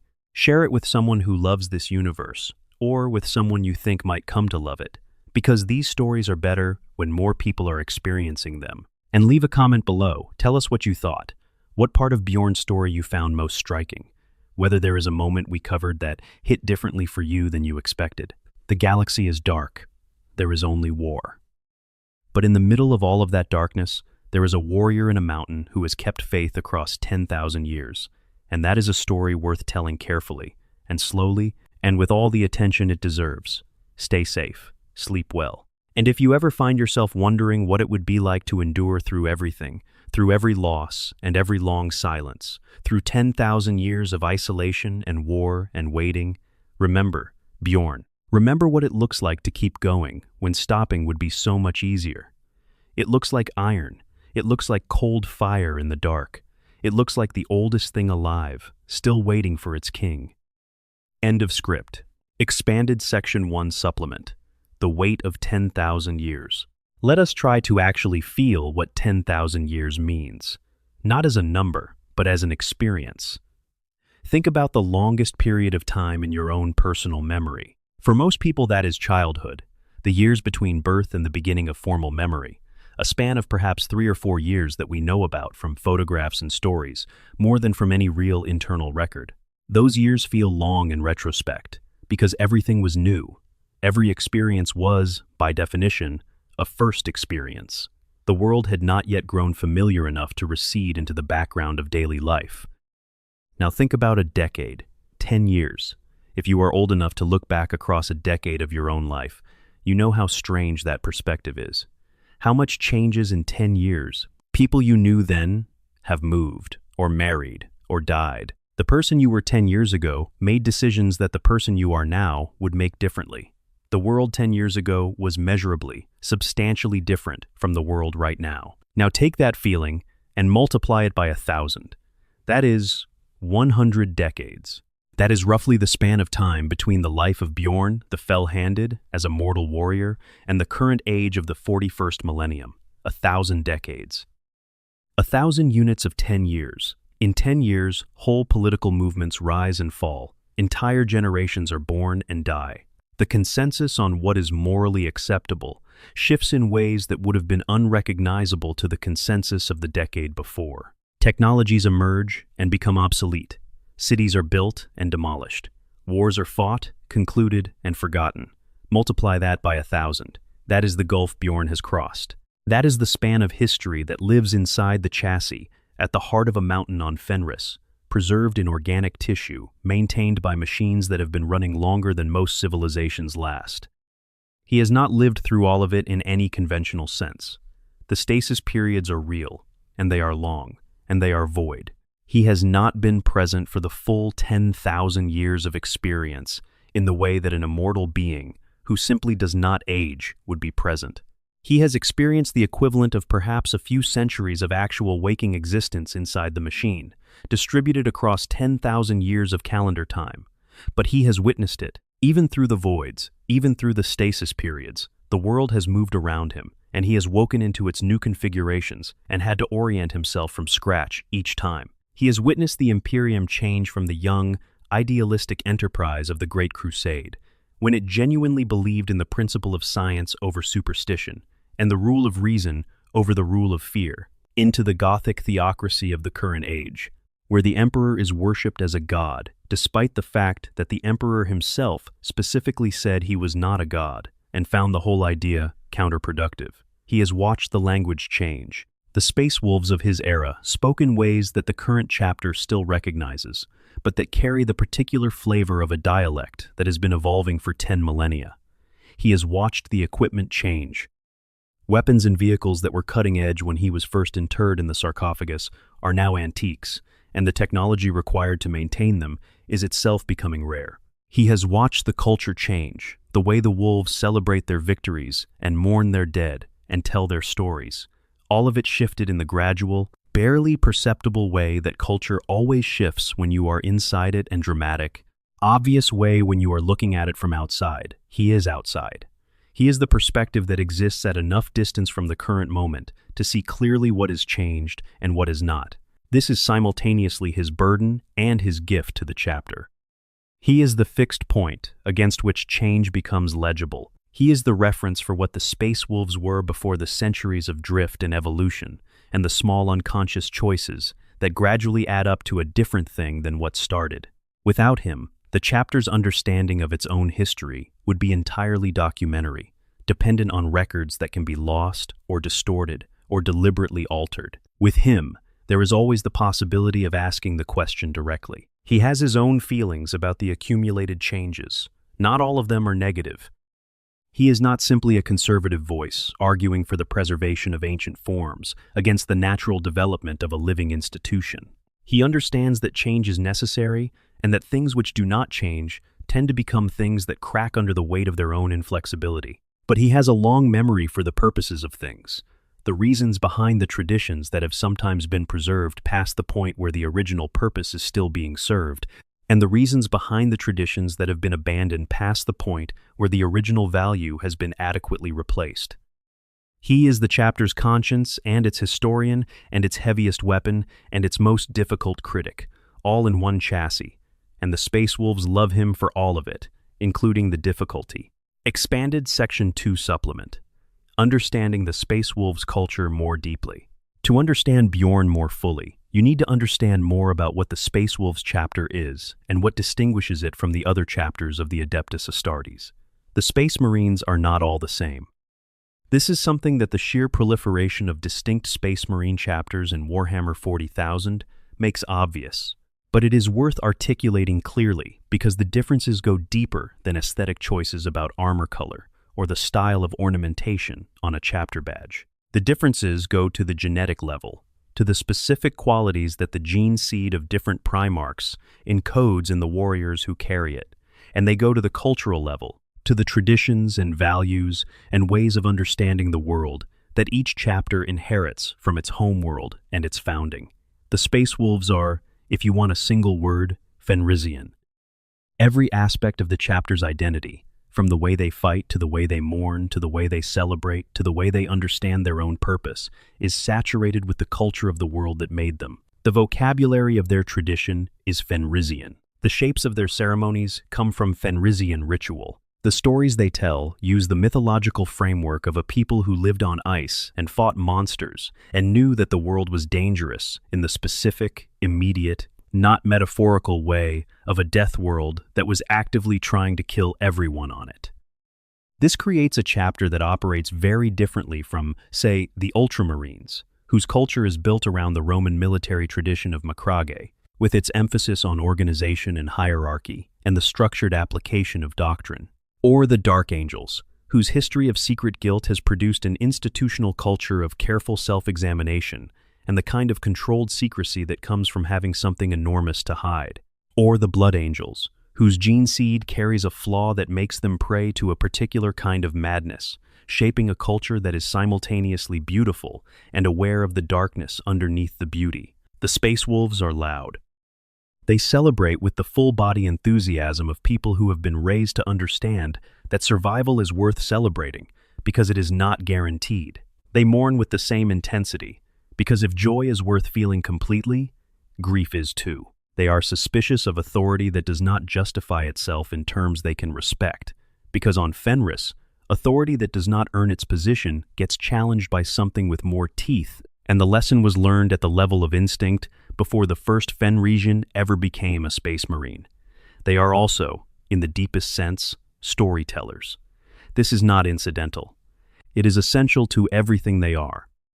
The culture of a world without reliable written records produced a people for whom the oral tradition was the entire mechanism of collective memory. And the Space Wolves have preserved this even as the technology available to them has made written records not just possible, but elaborate and comprehensive.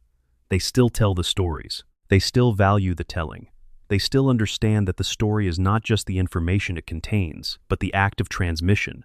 The moment when one person who knows something gives that knowledge to another person in the form of an experience rather than a data transfer. Bjorn is the master of this. Not because he is naturally eloquent. He is not. He is blunt and direct, and when he goes wrong, it is usually in the direction of too little softening rather than too much. But because what he has to give cannot be given in any other form, the living experience of those events, the specific and particular quality of first-person testimony, is something that only he can provide, and the chapter knows it and values it, and has built its ritual structure around the preservation of his ability to provide it. The Great Feast is the most explicit expression of this, but it is not the only one. There are smaller awakenings, less ceremonious occasions when a wolf lord needs counsel on something that connects to the deep history, and the chapter's rune priests, or iron priests, or high rune priest decide that the question is serious enough to merit bringing Bjorn online. These occasions are rarer than the Great Feast and carry less ceremony, but they carry the same fundamental dynamic. The chapter comes to its oldest member not for what he can do in battle, though that is never not available, but for what he knows and what he remembers and what the thousands of years of experience have taught him that cannot be extrapolated from any record however well kept. He has said, in various formulations across the centuries, that he does not consider himself wise. He considers himself old, which is a different thing. Wisdom implies a quality of understanding that goes beyond the simple accumulation of experience, some process of synthesis and elevation that produces insight.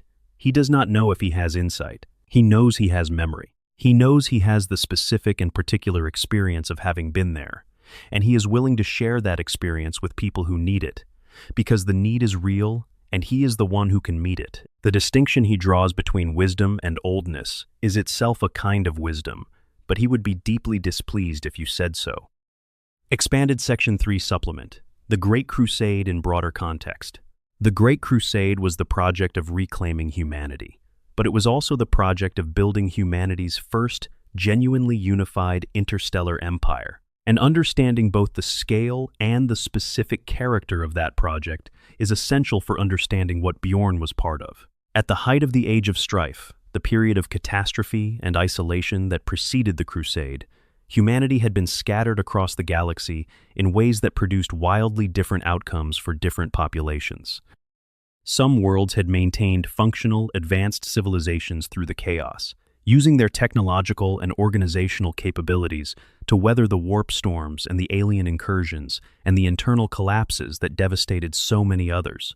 These worlds emerged from the Age of Strife as confident, independent powers that saw the Emperor's Crusade as either a threat to their independence or an opportunity to be evaluated on its merits. Some worlds had regressed dramatically, losing the technological knowledge that made space travel possible, sometimes losing even the knowledge that other human worlds existed. The people of these worlds were, in many cases, genuinely primitive in the archaeological sense, tribal or agrarian or early industrial, with no reference frame for what was coming when the great ships appeared in their skies. To them, the Space Marines were something closer to what their myths described as divine intervention than to what they actually were, which was an extremely well-equipped military force in the service of an interstellar empire they had never heard of. And some worlds were in between, half-recovered, maintaining fragments of old knowledge and institutions that had been preserved while everything around them collapsed, or having developed new knowledge from first principles in the centuries of isolation.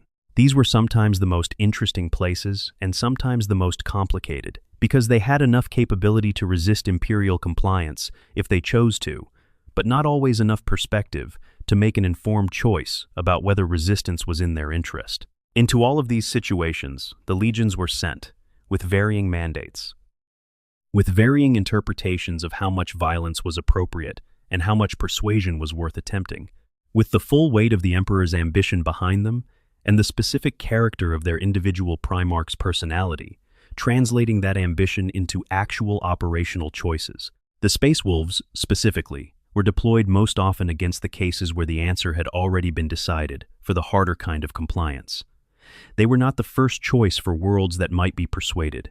They were the choice for worlds where persuasion had failed or was not attempted, where the calculation had been made that overwhelming force was the appropriate next step. They were very good at overwhelming force, but they were also, during this period, developing the culture that would carry them through 10,000 years of history. The traditions of the Great Feast and the Great Hunt, and the role of the Skald, and the specific forms of oath-taking and memory preservation that define the Space Wolves were being laid down in this era, tested in the specific conditions of those campaigns and found to be the things that worked for these people in these circumstances. Bjorn was part of that. He was part of the generation that built the traditions from the living material of their actual experience, not inheriting them from someone else, but creating them through the practice of a culture that was still finding its full shape.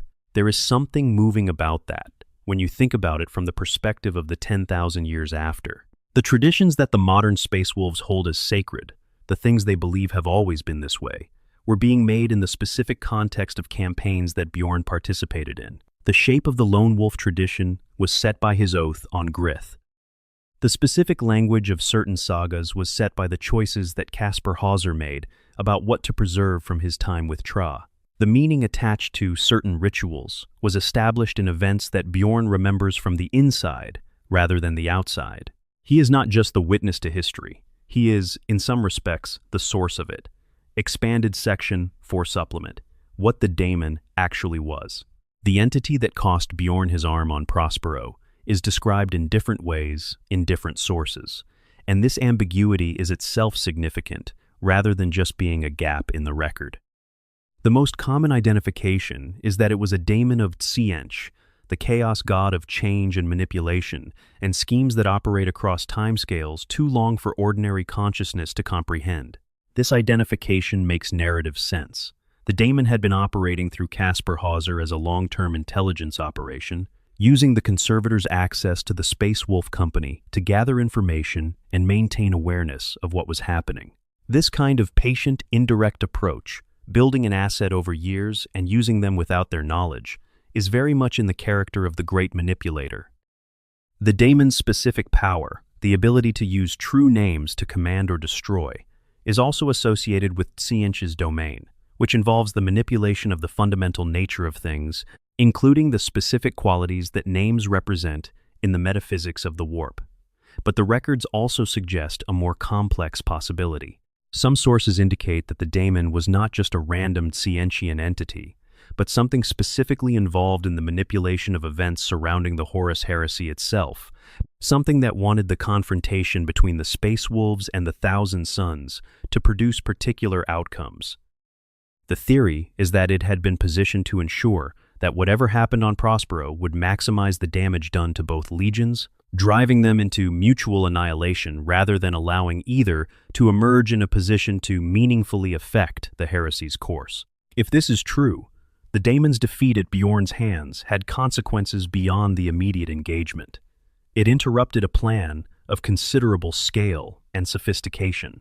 The Space Wolves and the Thousand Sons were both damaged by Prospero, but they were not destroyed. Both survived to play their roles in the subsequent history of the Imperium, roles that, whatever else you might say about them, were at least real roles in real history, rather than the nullified outcomes the daemon might have preferred. Bjorn's accidental advantage, the wrong name that Hauser had been using all along, was the thing that made this possible. Not through any particular quality of Bjorn's own design, not through planning or strategic foresight, through the simple fact that a conservator who genuinely liked him had given him a translation instead of his name, and a daemon that reached for the name got the translation, and the translation was just different enough to matter. This is the kind of thing that the sagas call word. Fate, in the Fenrisian tradition, is not a force that operates through the straightforward mechanism of cause and effect. It operates obliquely, through the specific way that things fit together in ways no one planned for, through the pattern that only becomes visible after the fact. The sagas of the chapter are full of moments where word reveals itself in hindsight as the invisible hand that arranged things just so, and Prospero is one of the clearest examples. Bjorn himself has been asked about this over the centuries, in the context of discussions about fate and the meaning of his survival. His responses to these questions have been characteristically dismissive of anything that sounds like cosmic significance and characteristically concrete about the immediate facts. He did not survive on Prospero because of fate. He survived because the daemon used the wrong name, and because Hauser cut off his arm before the corruption could spread, and because reinforcements arrived before the daemon could finish what it had started. The Wired, if there was Wired, expressed itself through those specific and entirely material events rather than through any direct intervention of the supernatural. He is suspicious of explanations that rely on the intervention of large forces he cannot see. He prefers to understand things in terms of specific decisions made by specific people in specific circumstances. This is not because he disbelieves in the warp, or in fate, or in the existence of things that operate at scales beyond the individual. He has seen too much to disbelieve in any of that. It is because explanations that attribute outcomes to large invisible forces tend to obscure the actual agency involved, and the actual agency matters because it is what you can learn from. If he survived Prospero because of fate, there is nothing to learn from it. If he survived because Hauser used the wrong name and then had the presence of mind to remove his arm at the right moment, there is a great deal to learn from it, about attention and error, and the unintended consequences of small choices made in the ordinary course of a relationship between a guardian and his ward. He prefers the version he can learn from. Expanded Section 5 Supplement. The politics of the Horus heresy and Bjorn's place within them. The Horus heresy is usually described in its most dramatic terms: 9 Primarchs betraying the Emperor, the assault on Terra, the death of Horus at the Emperor's hands. These are the events large enough to shape everything that follows, the moments that define the era in retrospect. But the heresy was also a political and moral crisis of the most fundamental kind, a crisis about what authority meant and what it required, and what you were supposed to do when the authority you served gave you instructions that were either wrong or had been deliberately twisted into something that served interests, other than the ones you thought you were serving. Bjorn's experience of this crisis was specific and personal. He had been part of an action, the burning of Prospero, that he had not chosen and could not undo, the consequences of which he had to live with, regardless of how he felt about the circumstances that produced it. The Space Wolves had been sent against the Thousand Suns, and the Thousand Suns had been destroyed, and the guilt that attached to that action was distributed across everyone who participated in it, including Bjorn. But Bjorn was also, in the conversation with Russ after the Alax's Nebula engagement, part of the decision that the Space Wolves would not simply continue executing orders they had not evaluated against any standard of their own. This was not a betrayal of the Emperor. It was the opposite of a betrayal of the Emperor, an insistence on the kind of moral agency that the Emperor himself would presumably have preferred his warriors to exercise. Given that an army of automatons, executing instructions without evaluation, is only as good as the instructions, and only as moral as the intelligence generating them, the heresy had demonstrated, definitively, that the intelligence generating instructions was not always trustworthy. Horus had corrupted the orders. The Council of Nicaea had been influenced by dynamics that Magnus only understood after the fact. The trust that the legions had placed in the chain of command had been weaponized against them. Bjorn's contribution to Russ's decision to forge an independent path was, in this context, something more than good advice. It was part of the process by which the Space Wolves became the thing they are now. A chapter that maintains its loyalty to the Emperor while also maintaining its own moral judgment about what that loyalty requires in specific circumstances. The tension between those two commitments is the source of most of the chapter's conflicts with other Imperial institutions across the millennia, but it is also the source of the chapter's ability to do things like refusing to allow the massacre of Armageddon survivors. Bjorn, who initiated that trajectory with a frank conversation in the aftermath of one of the worst military decisions in the heresy, carries the weight of it. He saw what was coming from the evidence available. He said the true thing in the moment when saying it was most useful, and the chapter that exists 10,000 years later is shaped, in ways that cannot be traced cleanly, but are nonetheless real, by that choice. He would be characteristically dismissive if you told him this. He would say that he told Russ what was obvious because Russ needed to hear what was obvious, and there was no one else in the immediate vicinity willing to say it. He would say that he was not trying to change the direction of an institution or contribute to a philosophical evolution of a chapter's moral framework. He was trying to get his Primarch out of the catatonic depression that the aftermath of Prospero had induced, because a catatonic Wolf King was no good to anyone. Both versions are true. This is usually the case with the moments that matter. Expanded Section 6 Supplement. The Lone Wolf Tradition in Detail. The tradition of the Lone Wolf that Bjorn created on Grith became one of the most distinctive elements of Space Wolf culture. And it is worth exploring in some depth because it illuminates something important about how the chapter understands loss and survival, and the obligations that come with both. In most military cultures, the survival of a warrior when their unit is destroyed is either treated as neutral, a fact that is recorded and the survivor returned to service in a new unit, or occasionally as suspicious, the survivor examined for signs of cowardice or collaboration. The presumption varies, but the basic framework is pragmatic. The person is alive, they are a resource, they go back into the system, in whatever configuration makes sense. The Space Wolves developed something different, something that acknowledges the full emotional and social weight of being the only survivor of your unit, and treats that weight as a transformation rather than a neutral fact. The Lone Wolf's Oath is a formal acknowledgement that the relationship between a warrior and his pack is not merely functional. The pack is family, in a way that the chapter structure acknowledges and institutionalizes, but does not fully contain. To survive the death of your entire pack is to experience a grief that is qualitatively different from the normal grief of loss in war, because it is grief combined with the specific disorientation of being the person who is still here when everyone you are supposed to be part of is not. The Oath channels this grief into purpose, not by denying it, or accelerating past it, or covering it with activity, but by giving it a specific form that connects the emotional fact of the loss to the practical capacity of the warrior. The Lone Wolf swears to seek an enemy worthy of ending them, and this is not merely a suicide wish dressed in warrior language. It is a commitment to fighting at the level that will eventually either produce the glorious death that honors the fallen pack, or produce the specific victory that the pack's deaths demanded as their price.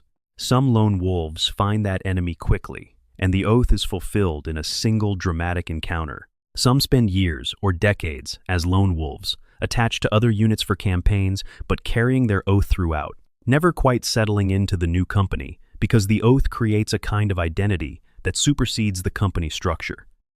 Some eventually achieve a victory significant enough that the Wolf Lords declare the Oath fulfilled without the wolf himself dying, recognizing that the deed done is sufficient atonement for the survival. Bjorn was the first Lone Wolf. His oath was fulfilled in the second encounter with Arvax, witnessed by Russ himself, and the fulfillment was declared in the most public way possible. But the tradition he created persisted because it named something real. The need for a framework to address the specific experience of surviving when your whole pack does not. The need for something that acknowledges the survivor's grief without demanding that they either hide it or be consumed by it was real. The Lone Wolf tradition gave the chapter a way to honor both the dead and the surviving, without pretending that survival is simple or that grief is something to be managed away. This is one of the things about the Space Wolves that sets them apart from more doctrinally rigid chapters. The willingness to acknowledge complexity in human experience and to build institutional structures that accommodate that complexity rather than suppressing it. The Lone Wolf tradition is not in the Codex Astartes. It emerged from the specific lived experience of a specific warrior and was recognized as valuable enough to preserve because it addressed something real. Bjorn did not design it as a tradition. He swore an oath because it was the only thing that made sense to him in that moment on Grith. The tradition formed around the oath afterward because others recognized in it the shape of something that applied to more than just him. This is how traditions usually form. Not through planning, but through the recognition that something specific has expressed something general. Expanded Section 7 Supplement, The Vigil at Surtur's Door, and what it tells us. The event at Surtur's Door is one of the most enigmatic passages in Bjorn's story, and it deserves more attention than it sometimes receives because it illuminates something crucial about his character, that the battles and the negotiations do not quite reach. Surtur's Door is described in the chapter's sagas as a threshold, a place on Fenris where the boundary between the material world and something beyond it is thin enough that passage in either direction is possible under the right circumstances. The specific nature of what lies beyond Surtur's Door is something the Fenrisian tradition discusses in mythological terms that do not map cleanly onto the Imperial theological framework, and the chapter's rune priests have never been entirely forthcoming about what the ritual Russ performed there actually involved. What the records show is this. Russ went through the door and came back. 9 rune priests did not. Bjorn held his position and did not turn around and survive the experience. The instruction Russ gave him before passing through, "Do not turn around," is the kind of instruction that only makes sense if you understand that not turning around is going to be very difficult. It is the kind of instruction you give because you know the person being given it is going to have compelling reasons to violate it, and you trust them specifically because you believe they will not. For Bjorn, the difficulty was not curiosity. He was not trying to turn around to see what was happening. The difficulty was that the things happening behind him were his brothers dying, and everything in his nature, everything that the Great Crusade and the training and the culture of the Space Wolves had built into him, pulled him toward the sound of brothers in need. The imperative to protect, to fight, to respond to the distress of people he was responsible for was as close to instinct as anything gets for a Space Marine. He held through the sound of each rune priest being taken, through the silence that followed each one, through the accumulating arithmetic of loss that left him standing alone in a place where something was taking people one by one and he was doing nothing. He held because Russ told him to hold. This is the deepest expression of Bjorn's loyalty, deeper even than the fights with Magnus or the negotiations during the months of shame. Those were expressions of capability and wisdom. This was an expression of pure, unconditional trust. He trusted Russ's instruction even when following it meant tolerating something that violated every other value he held. He held his position in the face of his brothers dying, not because he did not care, but because he cared enough about the promise he had made to stay in one place while caring very much that he did so. The willingness to do the hard thing because someone you trust has asked you to do it, even when every instinct is screaming the opposite, is a quality that distinguishes exceptional loyalty from ordinary loyalty. And Bjorn's relationship with Russ was characterized by this quality at every critical moment. The paradox, which the sagas acknowledge without resolving, is that this same quality of unconditional trust was what made the abandonment at the feast so devastating. He trusted Russ completely. The trust was the thing that made being left behind feel like a punishment rather than a choice. Because if you trust someone completely and they do something that hurts you without explanation, the trust itself becomes part of the wound. You cannot dismiss what they did by questioning their judgment or their care, because you have already committed to believing in both. Bjorn carries this wound. He also carries the trust. Both are intact after 10,000 years, which says something about the specific nature of what these two things were to each other. Expanded Section 8 Supplement. Life inside the machine. There is a particular quality to the Dreadnought's existence that deserves more sustained attention than it usually receives, because the experience of being sealed inside a mechanical chassis is both the most dramatic thing about what Bjorn is and the most difficult to fully conceptualize from the outside. The sarcophagus is not a cage. It is not a prison in any architectural sense.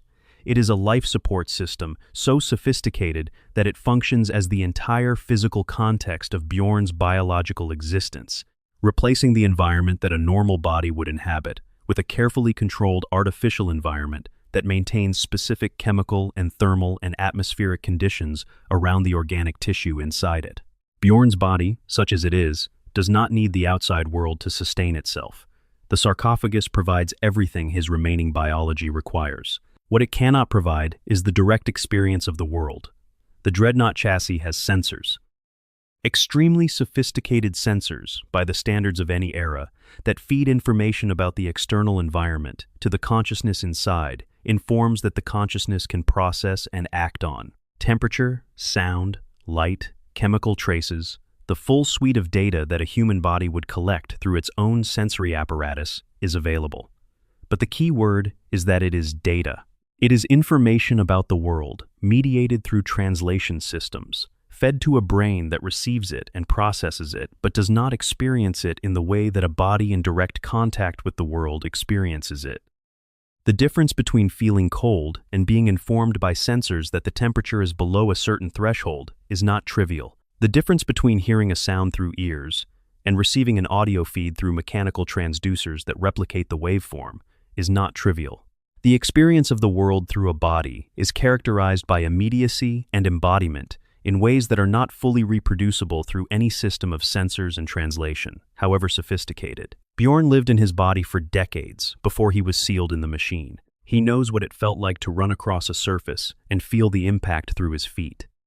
He knows what it felt like to hold a weapon in his hands and feel the recoil when it fired. He knows what it felt like to be cold in the specific, immediate Fenrisian way, not as a thermal reading, but as the sensation that starts in the extremities and works inward. He knows all of this from the inside, and he lives now in a situation where that inside knowledge informs a sensory experience that is not quite the same. The records suggest he has largely adapted to this. Not in the sense of having fully resolved the difference or found it irrelevant, but in the sense of having found a way to operate effectively within the constraints without spending all his available mental energy on the gap between what he knew and what he now has. This is the kind of adaptation that humans make in all kinds of circumstances where the situation is irreversibly changed. Not forgetting the before or pretending the difference does not exist, but finding a way to be functional in the after. The stasis periods are the hardest part. In the stasis, there is no data at all. There is no sensory experience, no processing of information, no internal monologue, no time passing in any experienced sense. There is nothing. He goes from the last moment of his previous awakening to the first moment of his new awakening with no continuous experience connecting them.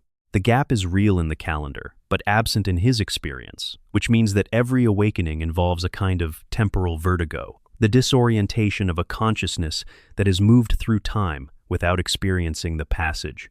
He has described this in various formulations across the centuries. The sense of reconstruction that happens in the first moments after activation, as the brain reassembles the fact of its own existence from the sensory data beginning to come in. The moment of not knowing, briefly and completely, what year it is, where he is, what was happening when he last went under. The process of reorientation is quick, minutes rather than hours, but it is real and it is uncomfortable, and it has happened hundreds of times across the 10 millennia of his existence in the machine. He has also described the stasis in ways that are less clinical and more reflective. He calls it the void. He says it has no quality, which is the thing that makes it most unlike sleep and most unlike death, as he understands death from the outside.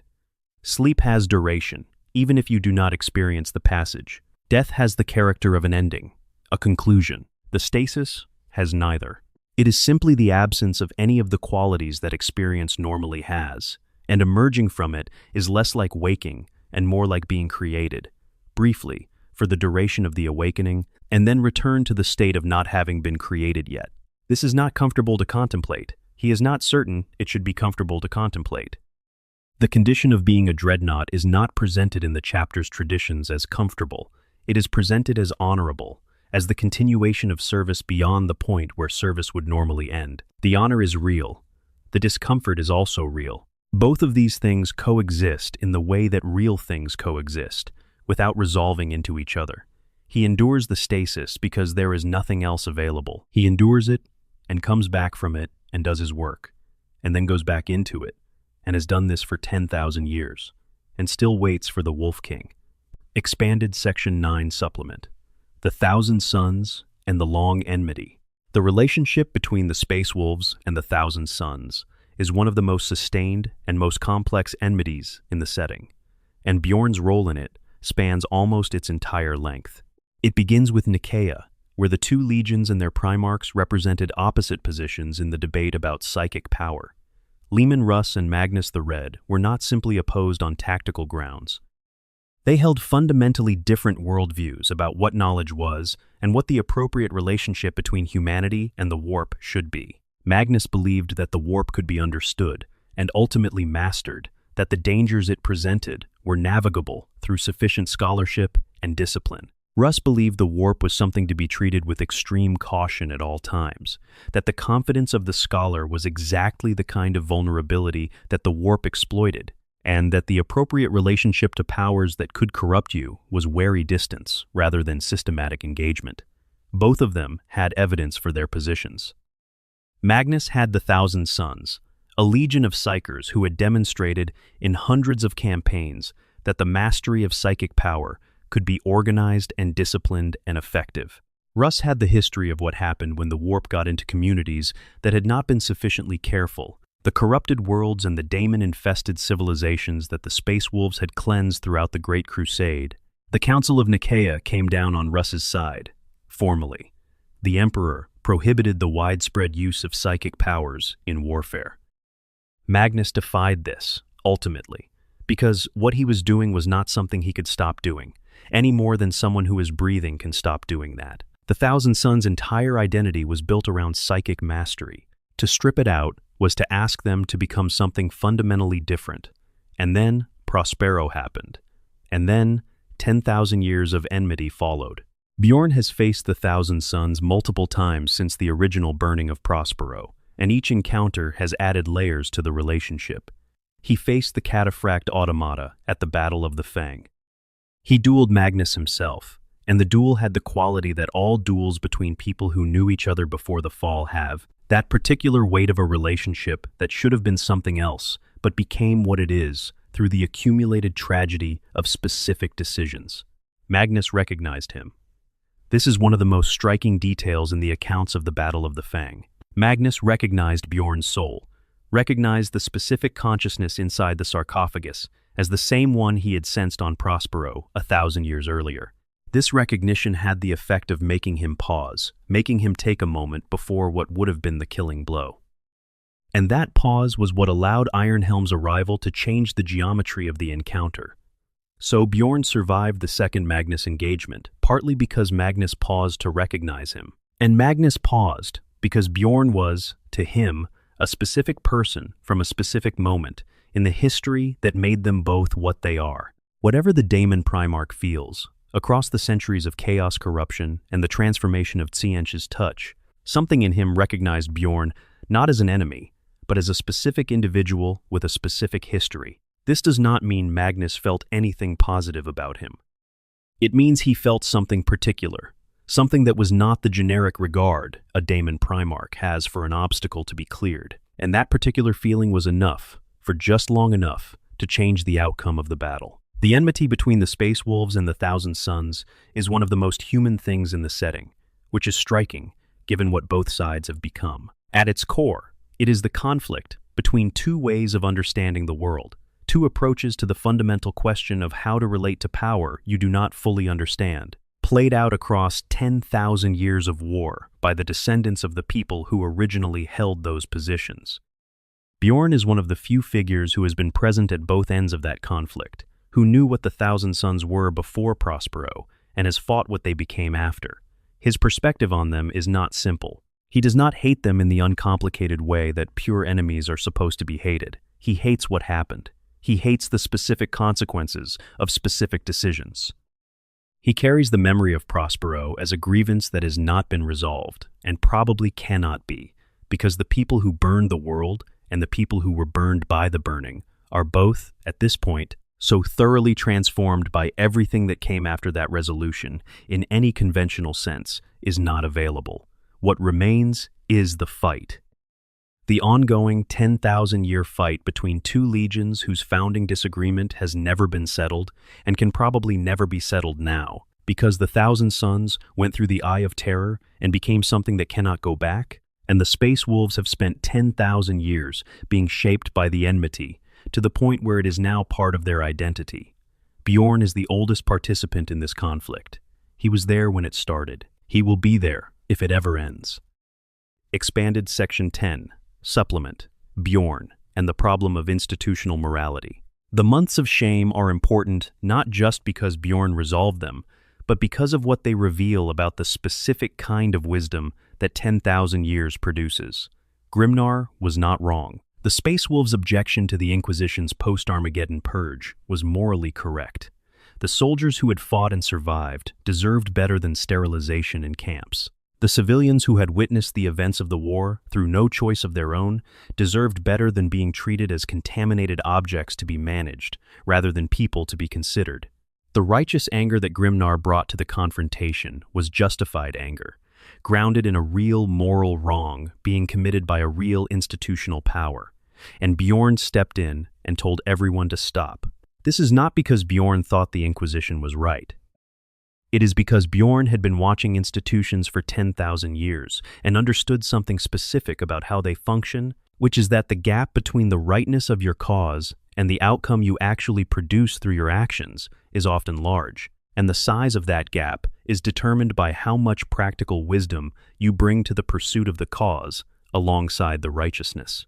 Grimnar's moral clarity was real. His practical wisdom in that moment was insufficient. He was operating on the assumption that enough force applied in the right direction would produce the outcome he wanted, which was the Inquisition backing down and acknowledging that what they had done was wrong.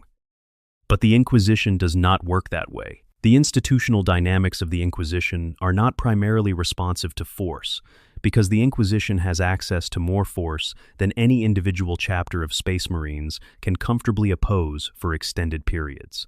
And more importantly, the Inquisition has access to the full weight of Imperial authority, which means that Grimnar, however righteous his cause, was in the position of a Space Marine chapter in open conflict with an arm of the Imperium it served. The optics of this, in the language of the broader Imperium's politics, were not favorable.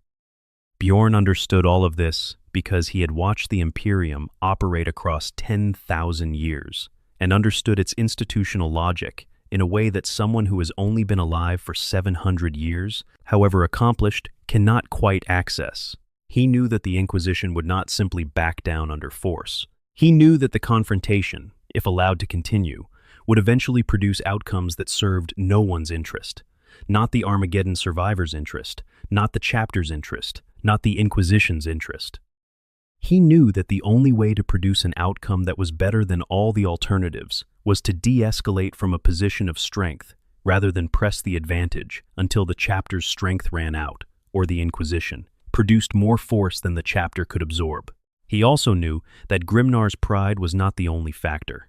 The Space Wolves had done something extraordinary during the war itself, something the Inquisition was quietly grateful for, even while being publicly aggressive about the need to contain the aftermath. The Grey Knights had fought on Armageddon and suffered serious casualties. The Inquisition's Ordo Malleus had committed significant resources. Everyone in this conflict was, at some level, in a position of needing not to have it get dramatically worse, and everyone in this conflict had enough practical intelligence to understand that more violence was not going to produce a better outcome than the current bad one. Bjorn navigated this. He found the shape of the settlement that each side could accept without complete capitulation, that allowed the Inquisition to save enough face to withdraw without feeling that it had been simply beaten, and that allowed the Space Wolves to defend their honor and their brothers without committing to a war they could not win cleanly. He extracted real concessions: the prohibition on inquisitorial vessels in Fenris's orbit, the retention of memory by Space Wolves, who had learned of the Grey Knight's existence. He gave real concessions: the surviving Armageddon civilians handed over for relocation and dispersal rather than confined under Space Wolf protection in perpetuity. It was not a perfect outcome. Perfect outcomes were not available in this situation. It was the best available outcome, and getting there required someone with enough perspective to see what that outcome looked like before anyone else in the room could. 10,000 years of watching institutions do exactly what they were designed to do, and exactly what they were not designed to do, had given Bjorn that perspective. It was not pleasant knowledge, but it was knowledge that the chapter needed in that moment, and he had it. Expanded Section 11 Supplement. The question of what Bjorn dreams. There is one aspect of Bjorn's existence that the records are almost entirely silent on, and the silence itself is interesting. What does he dream in the stasis? The question seems almost foolish, given that the stasis is defined as the absence of experience, a void with no quality. If there is no experience, there can be no dreams. The logic is straightforward, and yet several sources suggest that the void is not entirely featureless in the way that pure absence would be. The rune priests, who maintain the psychic wards around Bjorn's sarcophagus, have noted, in documents preserved in the chapter's restricted archives, that his presence in the warp is not entirely dormant during the stasis periods. Something persists, something that has the character of a very deep, very slow, very quiet consciousness rather than no consciousness at all.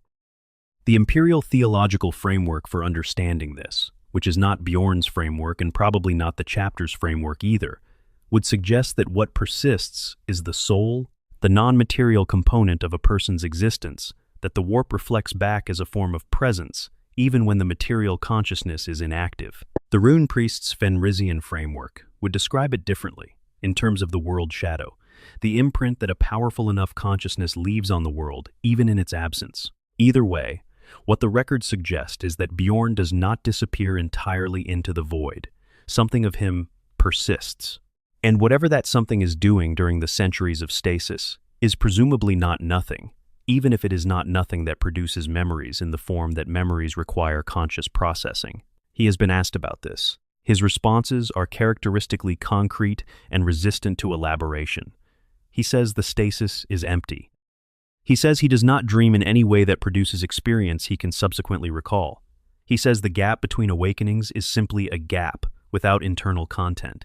He may be telling the truth as he understands it. The experiences of whatever persists in the warp during the stasis periods may not be experiences in the sense of conscious, processed, rememberable events. They may be something different that does not translate into memory, even when consciousness returns. Or he may be choosing not to discuss it, which is also a characteristic response from Bjorn. When asked about things he finds either too personal or too complex or too uncomfortable to address in the direct and concrete way he prefers to address things. The chapter's skalds have left the question open in their accounts, which is itself a choice. They have not resolved it into either direction. They have preserved the ambiguity, perhaps because they understand that some questions about the experience of the Ancient Ones are better held open than closed too quickly. What we can say is this: whatever happens in the stasis, whatever persists or does not persist, Bjorn comes back from it each time as himself, recognizable, still carrying the memory, the anger, the purpose, the specific and particular personality that has been building since the day a young gray hunter shot down a conservator's shuttle and was assigned to keep the man alive as punishment. The void does not take that. Whatever the void does, it gives back what it was given. He is always Bjorn when he returns. Coda, the nature of legend. Legends are made from what people need to be true, as much as from what actually happened. This is not a cynical observation. It is a sympathetic one.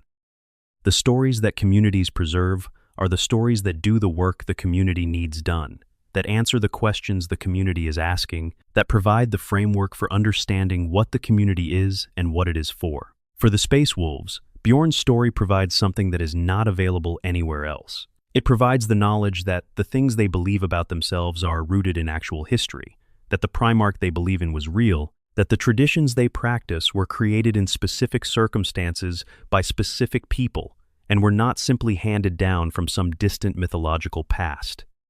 He is the living evidence that the past was real and that the present is its continuation. But he is also a story about what it costs to be the one who carries the past forward.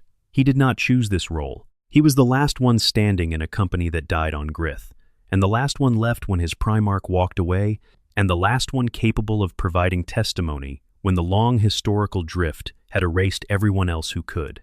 He carries the past not as a curator who has elected the task, but as a survivor who has been left with it by the loss of everyone else. There is grief in that. There is a specific kind of grief that comes from being the last witness to things that matter, the person who knows that when you go, certain truths go with you, because you were the only one who had them. This is the grief that archivists feel when they discover a unique document is the last copy. It is the grief of a language when its last speaker dies. It is the grief of someone who understands that their survival is the only thing preventing a particular kind of loss. Bjorn has been living with that grief for 10,000 years.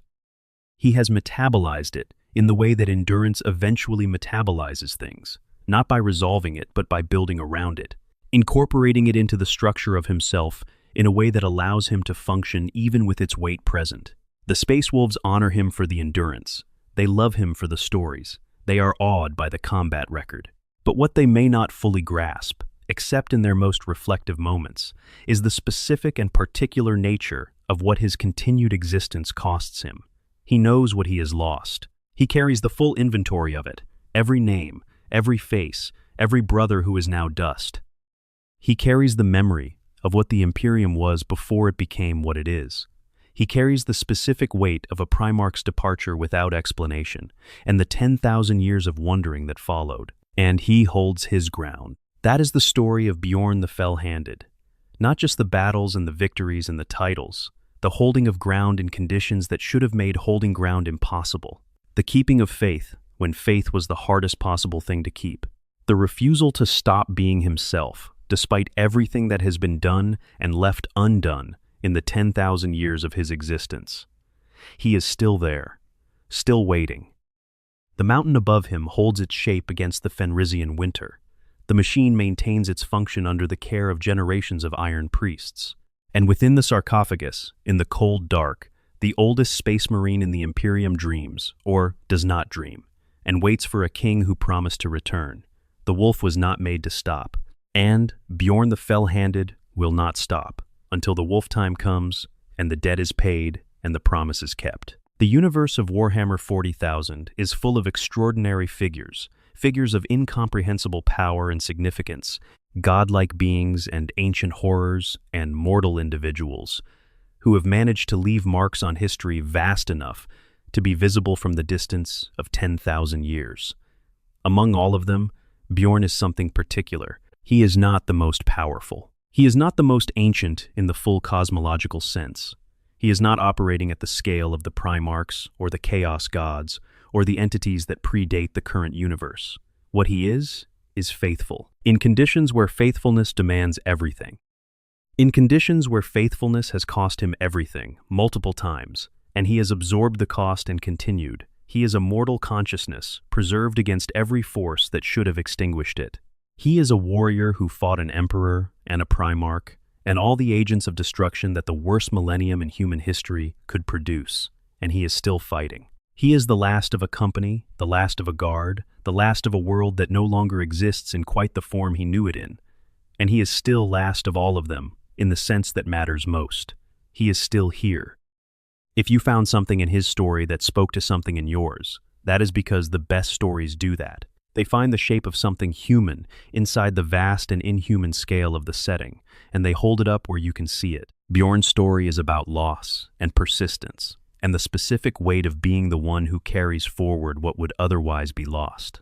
Those are not alien experiences. They are very human ones, dressed in the extraordinary clothing of a universe where everything is larger and louder and more dramatic than anything in the daily world. But underneath the iron and the 10,000 years and the cold fury that sustains him, there is a person.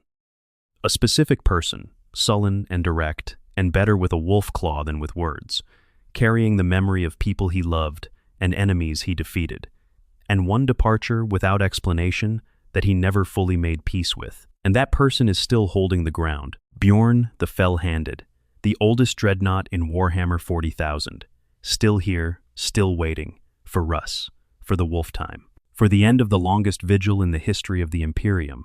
If you enjoyed this story, please like and subscribe. It helps more than you might think, and there are so many more stories like this one still to be told. Leave a comment. Tell us what part of Bjorn's saga moved you most, and tell us where in the world you are watching from. The Imperium of Man is spread across 1 million worlds, and this community spans a few more countries than that. Thank you for your time. Thank you for listening. The watch continues.